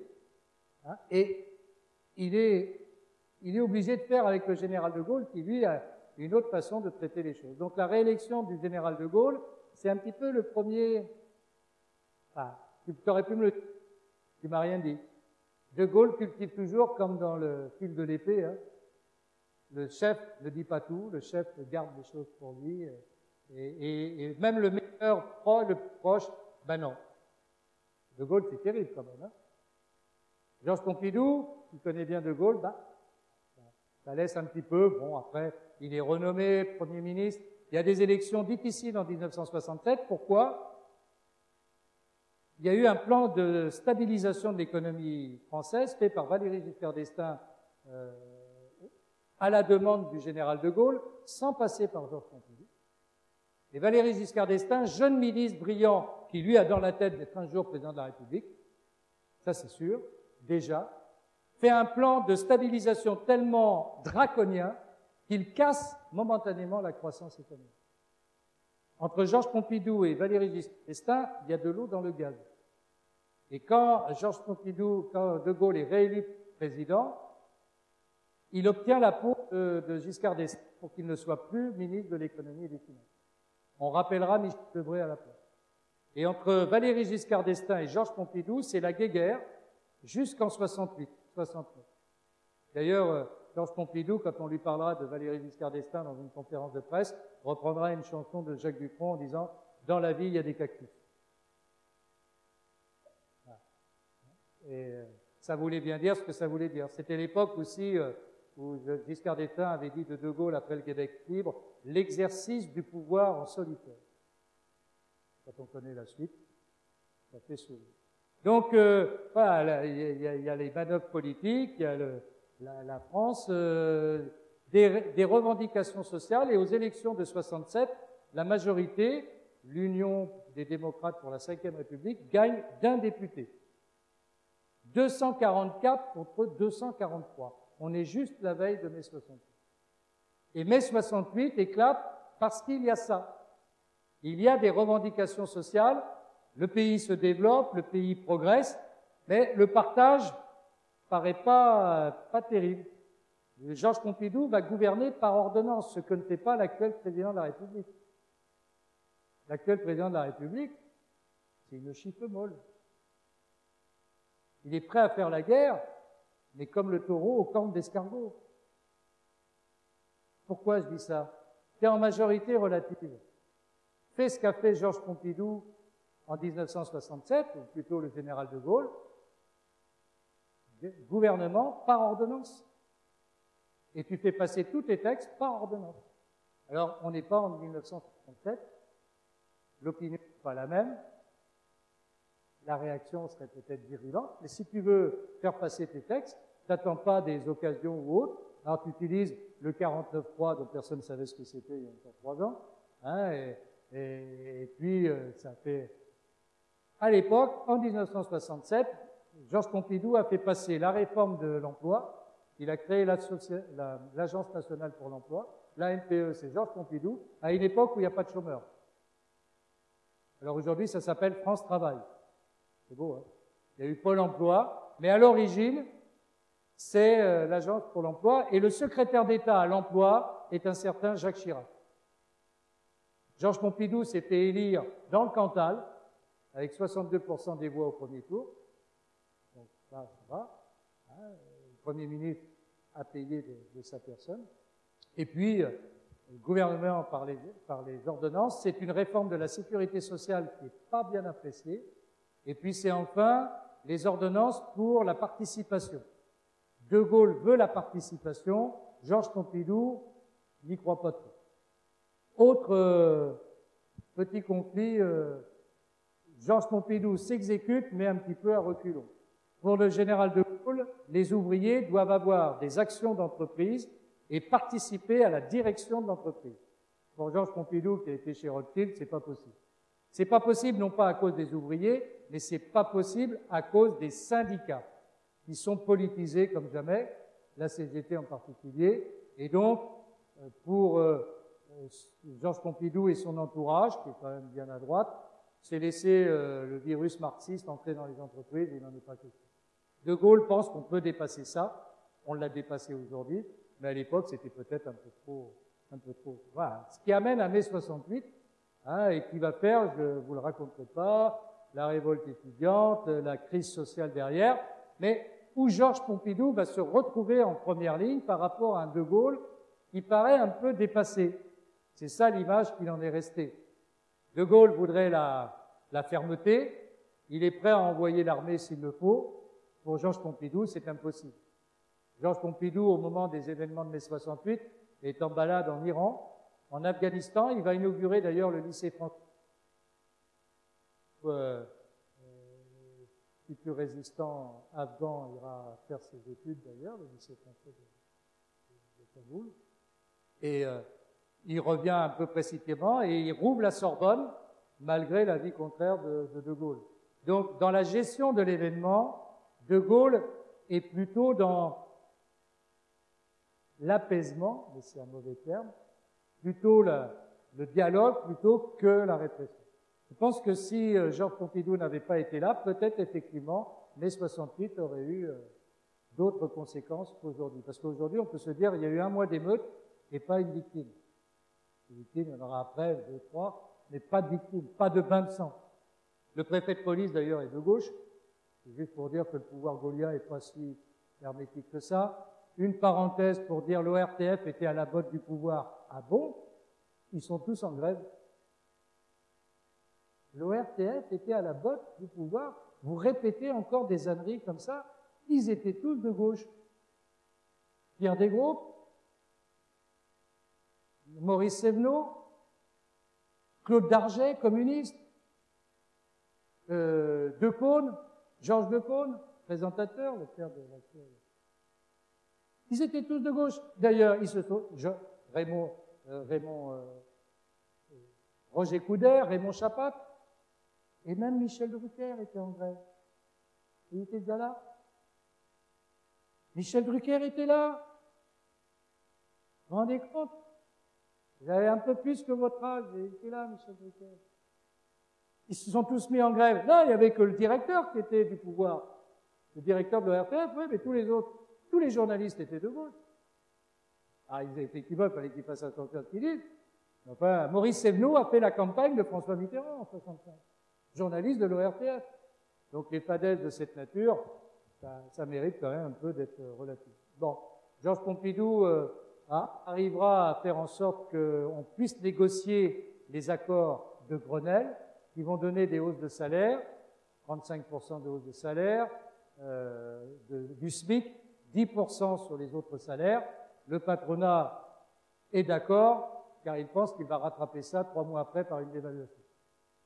À l'époque, c'était comme ça.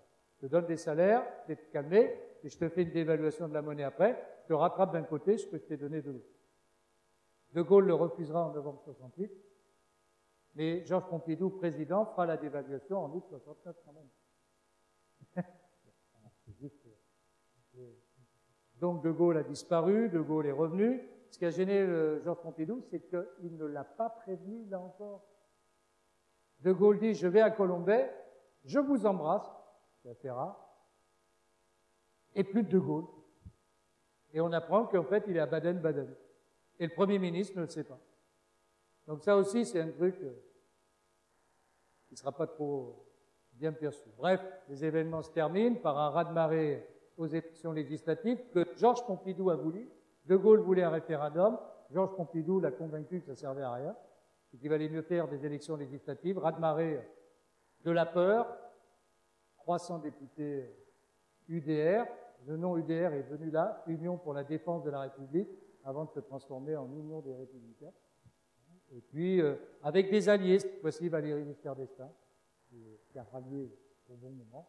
Il y avait eu une motion de censure pendant les événements de mai 68 qui n'est pas passée, mais qui était à ras les pâquerettes. Georges Pompidou est aussi le seul Premier ministre qui a été mis en minorité par une majorité à l'Assemblée nationale.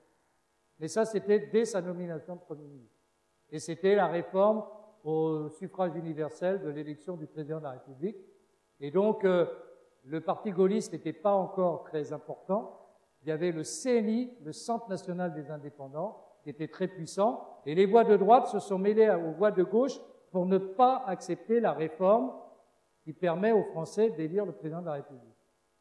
Motion de censure, la seule qui était adoptée, peut-être un jour un autre, je ne sais pas, hein, pour l'instant toujours pas, la seule.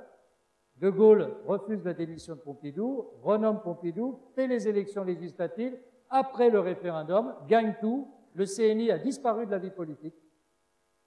Je le dis à mes amis LR, le jour où vous prendrez l'initiative d'une motion de censure, vous ne reviendrez plus. Vous êtes déjà en voie de disparition. Et le jour où vous ferez une motion de censure, vous ne reviendrez pas. Vous ferez ce que le CNI a fait. Le CNI a déposé la motion de censure, il n'y a plus eu de CNI, ça a disparu. Il y a autre chose, l'OPA s'est faite avec le mouvement gaulliste. À bien réfléchir l'histoire toujours avant de recommencer. Les Français ne pardonnent rarement quand du scandale qui arrive. Hein, et ils se recasent vis-à-vis du chef de l'État automatiquement, et dans ce qui est le plus adversaire du chef de l'État. Mais bon, l'histoire ne servant jamais. Donc Georges Pompidou a été l'homme renversé, hein, ça lui est arrivé aussi. Mai 68 étant terminé, Georges Pompidou ne veut plus être Premier ministre, il le dit à De Gaulle. Et pour une fois, c'est la femme de Georges Pompidou qui lui dit « Mais Georges, ça va pas ça, c'est toi qui as tout fait. Et tu t'en vas maintenant ?» Alors là, le renversement des rôles. Madame Pompidou, qui avait jamais voulu entendre parler de politique, et qui lui avait dit « Ouais, t'es Premier ministre, mais on vivra pas à Matignon, on ira vivre, on restera à vivre chez nous. » Ben là, elle lui dit « Mais non, il faut que tu acceptes. » Alors Georges Pompidou revient, dit « Bon, finalement, ah mince alors, on vient de nommer Maurice Couve de Murville. » Alors ça n'a pas fait plaisir non plus à Georges Pompidou. D'être de nouveau, tu as trouvé une photo. Ah, tu m'as fait peur, parce que j'ai cru que c'était un schtroumpf. Maurice Couve de Murville. Plus personne ne se souvient de tout ça. Hein, elle est 11 ans ministre des Affaires étrangères du général de Gaulle, qui était plutôt pétiniste hein, pendant la guerre, mais enfin bon, on l'a oublié. Hein, de Gaulle a fait le pardon, c'est un diplomate de profession, il s'est rattrapé à temps. Hein, donc Maurice Couve de Murville, Premier ministre, après Georges Pompidou, et Georges Pompidou, bon, le fait qu'on l'ait remplacé aussi vite que ça.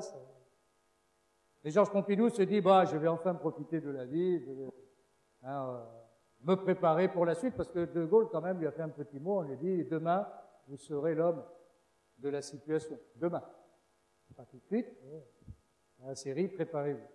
Manque de chance, cet été 1968, Georges Pompidou a les premières alertes d'une maladie qui va l'emporter. À l'été 1968, Georges Pompidou a de graves douleurs et il ne sait pas d'où ça vient. Et on fait quelques analyses, on dit non, c'est pas grave.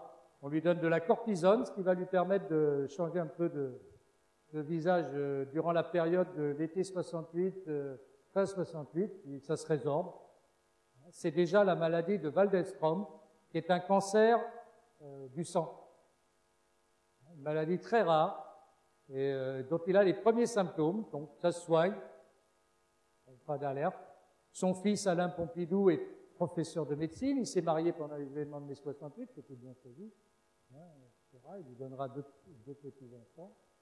Et puis Georges Pompidou va se préparer, il voyage, il va à Rome, il va à Genève, et à chaque fois, les déclarations qu'il fait indisposent le chef de l'État.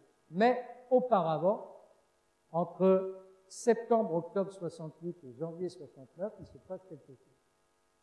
Un fait divers, un garde du corps d'Alain Delon est retrouvé dans une décharge.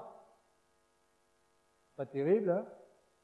Et puis on apprend que celui qui l'a exécuté et que lui-même était un organisateur de séances, de réunions qui n'étaient pas vraiment familiales,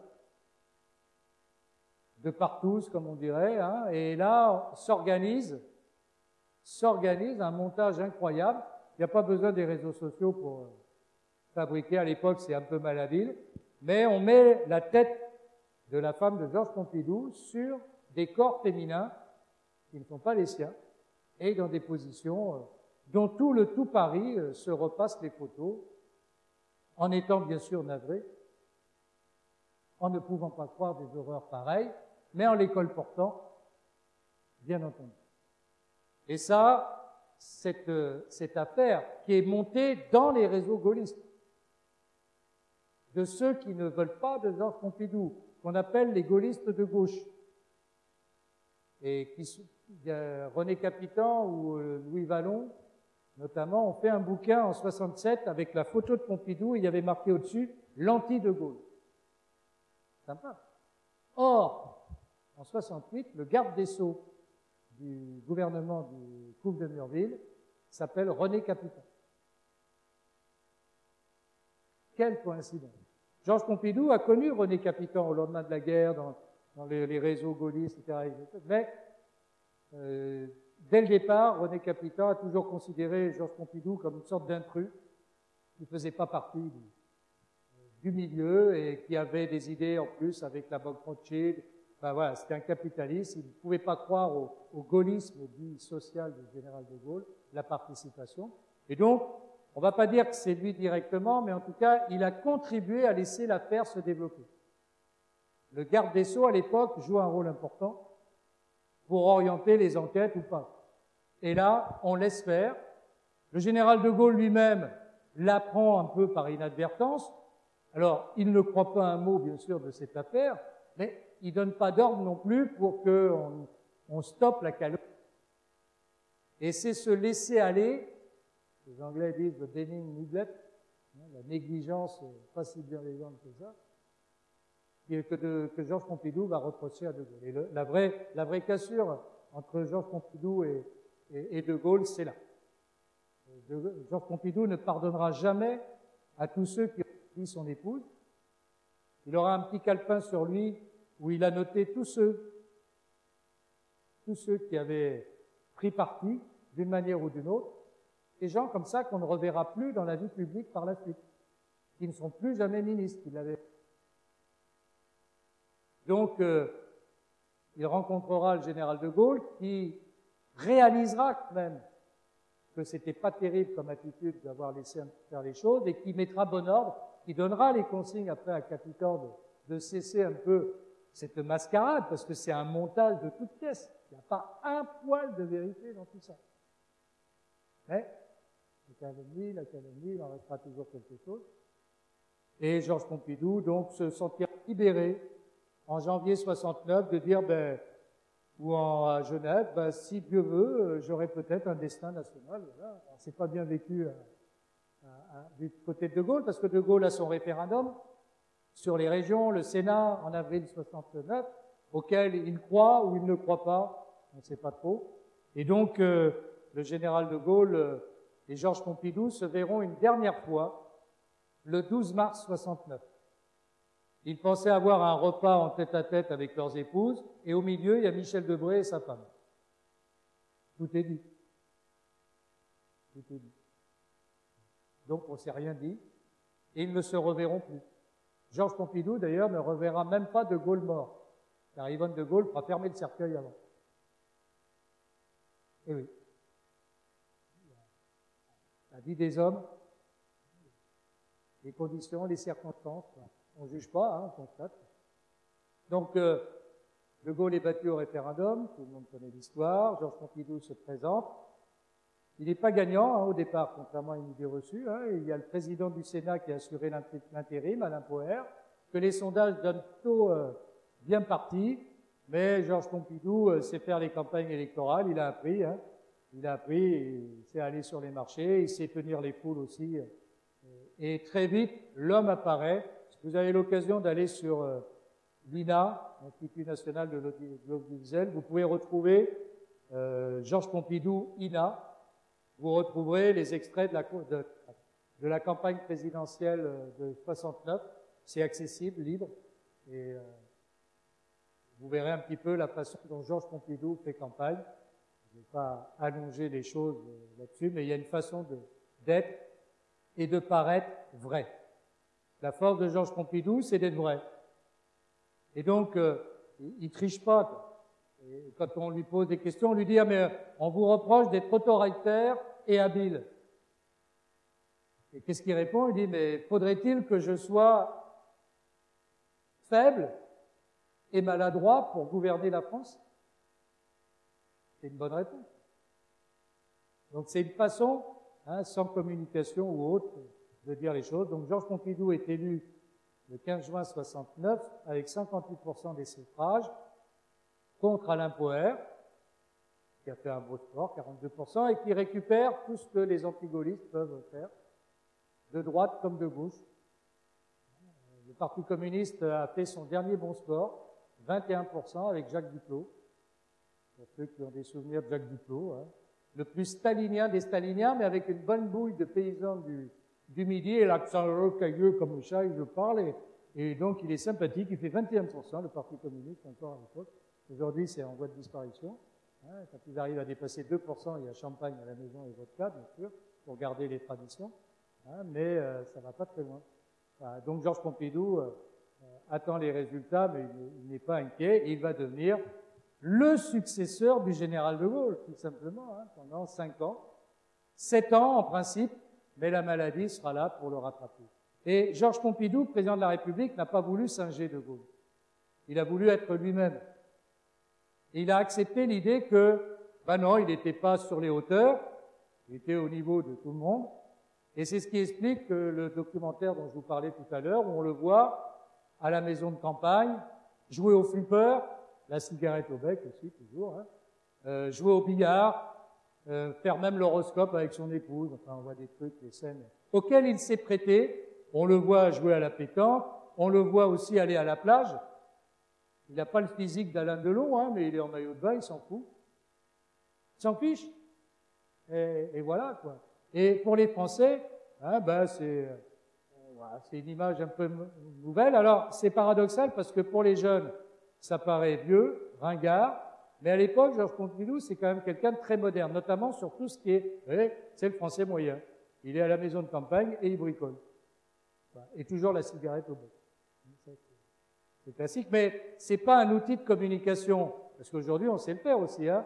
On en a vu même d'ailleurs boxer avec des muscles. Impressionnant, hein. Et on voit que c'est spontané, et que c'est pas du tout retouché.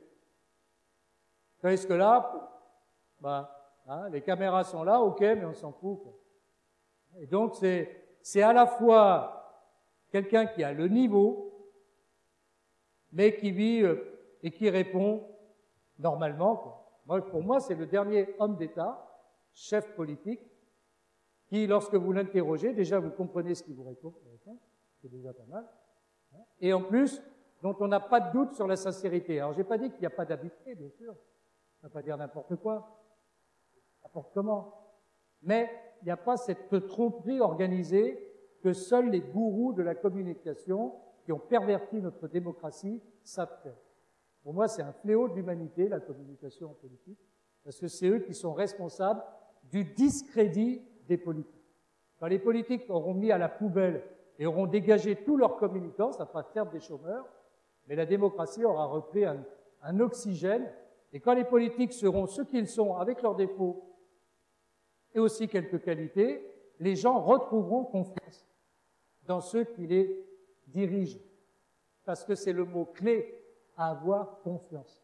Et les gens ont confiance dans Georges Pompidou. Et même lorsqu'il y a la maladie qui l'atteint, 65% des Français sont satisfaits de Georges Pompidou à la veille de sa mort. L'actuel, il est à 33. C'est Monsieur Thiers. Depuis le début du mandat, malgré tous les outils, malgré tout, comment c'est possible? 65% le plouc, là, de Montboudou. Le président de la République, il tient son ici.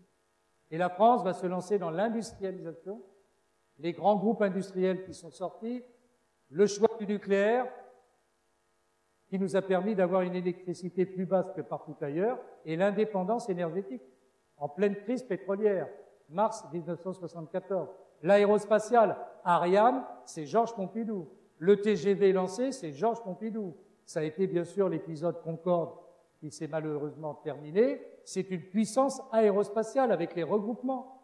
C'est la préfiguration de ce que sera plus tard Airbus quelques années après. Donc c'est tout ça la France des années 70 de Georges Pompidou.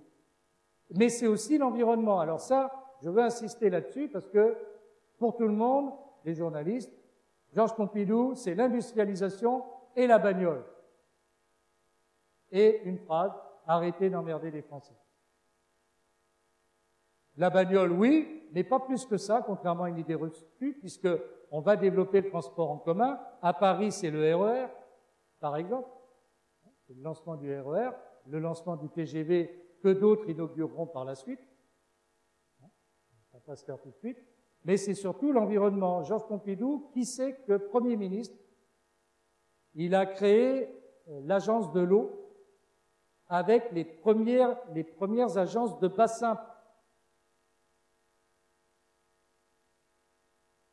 C'est Georges Pompidou qui a créé le Conservatoire du littoral, dont il est le président, 1967, pour protéger, justement par rapport au développement, à l'aménagement du territoire, pour protéger notre paysage.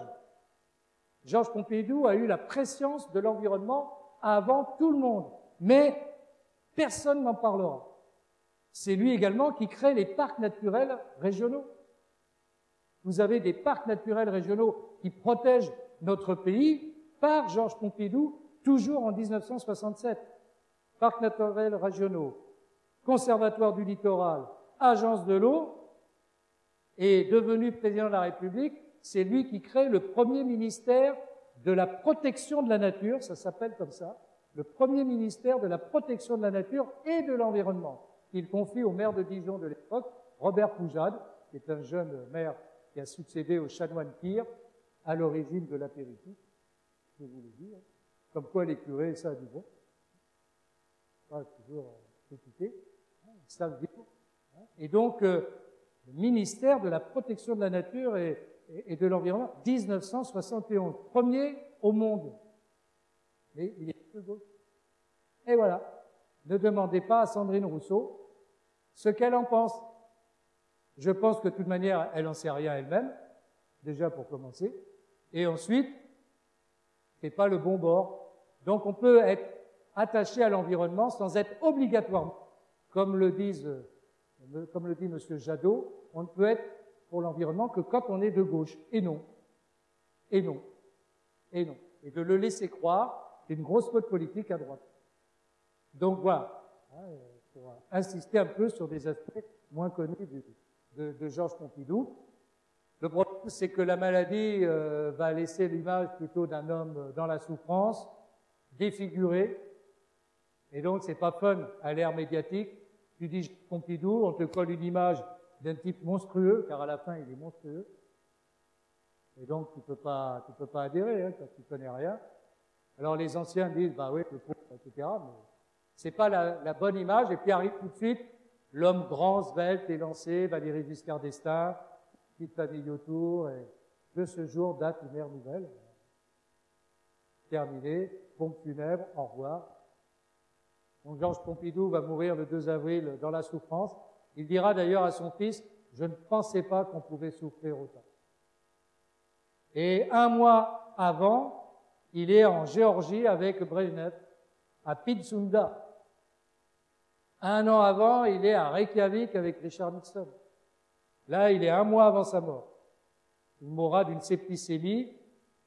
Là, c'est à Reykjavik un an auparavant. Il n'est pas encore trop atteint. Les 2 dernières années, ce n'est qu'un parcours de souffrance permanent.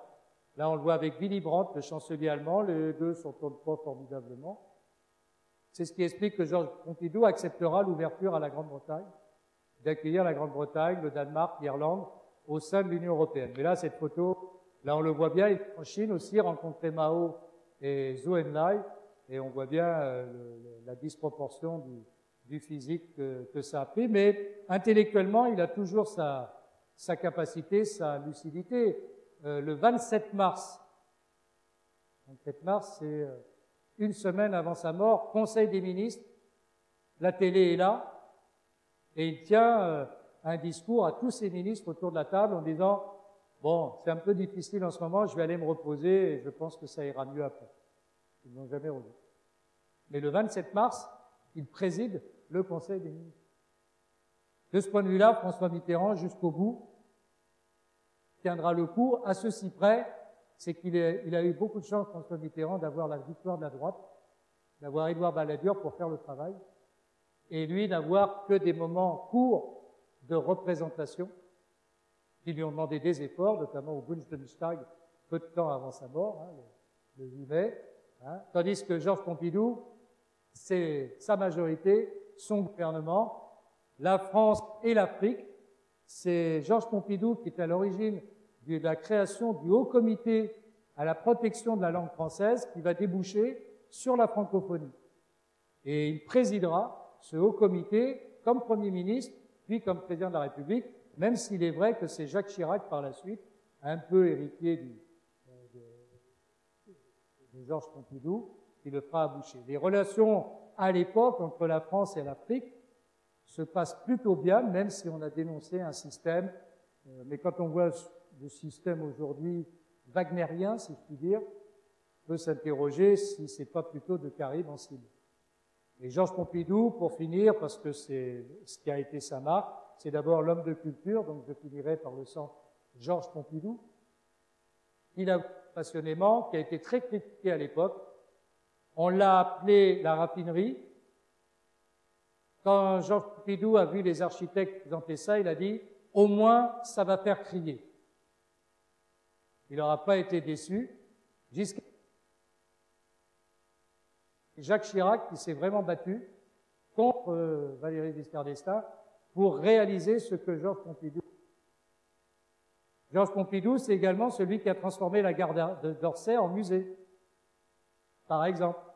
Georges Pompidou est l'homme qui a fait baisser le prix du livre et des places de cinéma pour l'accès au plus grand nombre. Il n'a pas fait grand-chose, en fait. Et je pourrais continuer, et on y passerait un peu trop de temps. Donc c'était Georges Pompidou, après sa mort, sa femme a sorti un bouquin qui s'appelait « Pour rétablir une vérité ». C'était un peu l'objet de mon intervention cet après-midi, pour rétablir une vérité sur un président qui a été un grand président, nonobstant ce qu'on en parle. Et le grand président, on pourrait citer simplement ce que pas mal ont repris ces derniers temps. Si je retrouve la phrase, je vais peut-être y arriver. Vous savez, les peuples heureux n'ont pas d'histoire. Et il dit, je souhaiterais que les gens n'aient pas grand-chose à dire sur moi. Ça voudrait dire simplement qu'ils ont vécu heureux. Car Georges Pompidou, c'est assez étonnant, et c'est peut-être ce qui dérangeait De Gaulle et agaçait De Gaulle. Il n'a eu qu'une idée en tête, c'est le bonheur. Et pour De Gaulle, le bonheur, c'est une faiblesse. Parce qu'ils ne sont pas dans le même registre. De Gaulle, c'est le bruit, la fureur, la tempête, comme dit Mélenchon. Non. Mauvaise comparaison.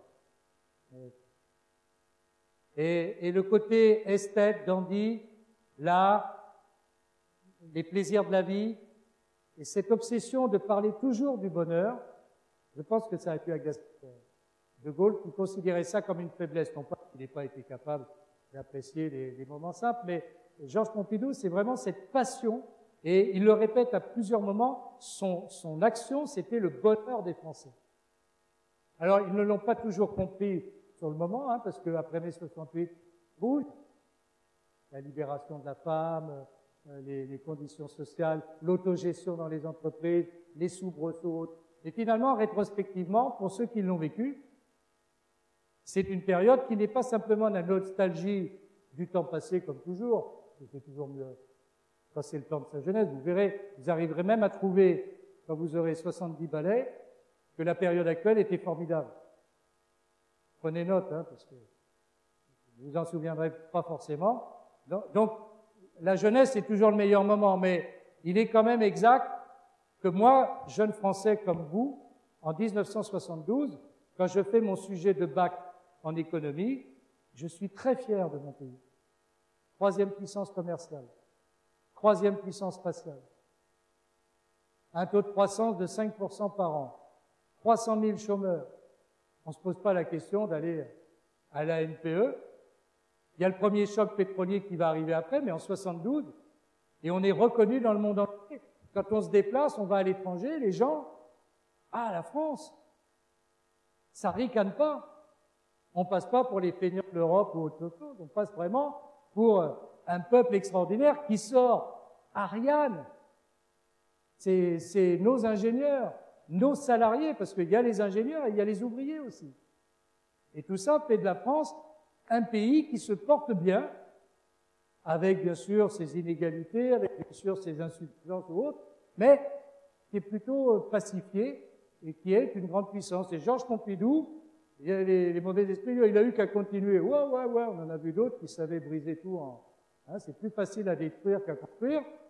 Par la suite, c'est vrai, les temps ont été plus difficiles, donc on ne jettera pas la pierre aux successeurs, mais quand même, dans les choix qui ont été faits par démagogie, on voit bien le résultat aujourd'hui. Donc Georges Pompidou, pour moi, il ne s'agit pas d'aller dans la nostalgie du passé. Je souhaiterais que les politiques d'aujourd'hui, notamment les jeunes, au lieu d'être des petites marionnettes des gourous de la communication, d'abord se cultivent, s'instruisent, regardent ce que les autres ont fait, comparent, et puis après, avec ce qu'ils sont eux-mêmes, leur personnalité, puissent prendre les décisions d'intérêt général. Vous entendez bien le mot d'intérêt général. Voilà. Et ça, lorsque les Français auront en face d'eux des gens qui leur parleront de cette manière, il n'y aura pas de problème de crise de confiance ou de crise politique. Mais lorsqu'on passe son temps à chercher à tromper, à n'être jamais dans la sincérité, à mentir et à habiller le mensonge, comment voulez-vous être crédible? Les Français sont des gens responsables. Ils sont prêts à entendre les choses difficiles, mais à condition qu'on ne leur raconte pas de bobards. Et que, lorsqu'il y a des sacrifices à faire, ils soient des côtés. Moi, j'ai connu une époque où quand on tapait sur les classes modestes, on enfilait une couche aussi sur les classes plus aisées. Ils y échappaient pas, ça leur était moins douloureux, mais il y avait ce sentiment que, bon, bien sûr, les autres, ça sera moins dur, mais aujourd'hui, c'est pas vraiment ce sentiment. Et le sentiment d'injustice en France, c'est vraiment la pire des choses qui peut être pour un homme politique. Donc, c'est ce qui m'intéressait d'avoir à vous dire ce soir. Ceux qui ont connu, je ne vous aurais pas beaucoup convaincu. Pour les jeunes, j'espère que j'aurai ouvert quelques cases. Et le désir d'aller un peu plus loin. Et puis sinon, c'est pas grave, il arrivera toujours un moment où vous direz, tiens, quand même, ce qu'il avait dit, je me souviens un peu, c'était pas si faux. Mais il faut rester sur une note d'espoir. Le pire n'est jamais le plus sûr. Donc, il n'y a pas de raison d'espérer, de retrouver des gens de qualité. Ça ne veut pas dire qu'il n'y ait pas aujourd'hui des gens de qualité, mais je vous le répète, la plaie de notre époque, ma génération l'a vécu, ce sont les agences de communication, c'est la communication, c'est transformer le politique en homme sandwich, en objet publicitaire. Et ça veut dire surtout que l'homme public ou politique n'est pas sûr de lui parce qu'il n'a pas assez travaillé. Il n'est pas capable de réfléchir par lui-même, il n'est pas capable de savoir ce qui va être pensé et dit, et donc il a besoin de gens, mais qui sont par définition des incapables. Je n'arrive pas à comprendre qu'on paye si cher des gens qui sont nuls. Mais qui parlent bien, hein, qui brassent l'air. Alors une fois, ça marche, on t'a dit enlève tes dents, remets 3 dents, souris comme ça, et puis le gars, il a été élu quand même, et il croit que c'est ça qui fait l'élection. Mais non. Mitterrand n'a pas été élu parce qu'il a changé le dentier. Il a été élu parce que lui-même avait changé dans son expression, sa façon d'être. Il n'était plus le troublion qu'on avait connu, il avait pris une stature. Et lorsqu'il s'exprimait face à Valéry Giscard d'Estaing, il y avait quelque chose qui était plus profond, plus vrai. C'est tout, c'est simple la politique. Mais voilà. Donc Georges Pompidou a été, peut-être demain, y en aura-t-il un autre, parce que De Gaulle, c'est plutôt tous les 2-3 siècles, donc ça fait long à attendre. Mais pour quelqu'un d'autre comme Georges Pompidou, qui sait? Jamais là de guetter dans l'ombre la lueur de l'espérance, disait le général de Gaulle à la fin de ses mots. Eh bien, on va guetter. Bonne soirée.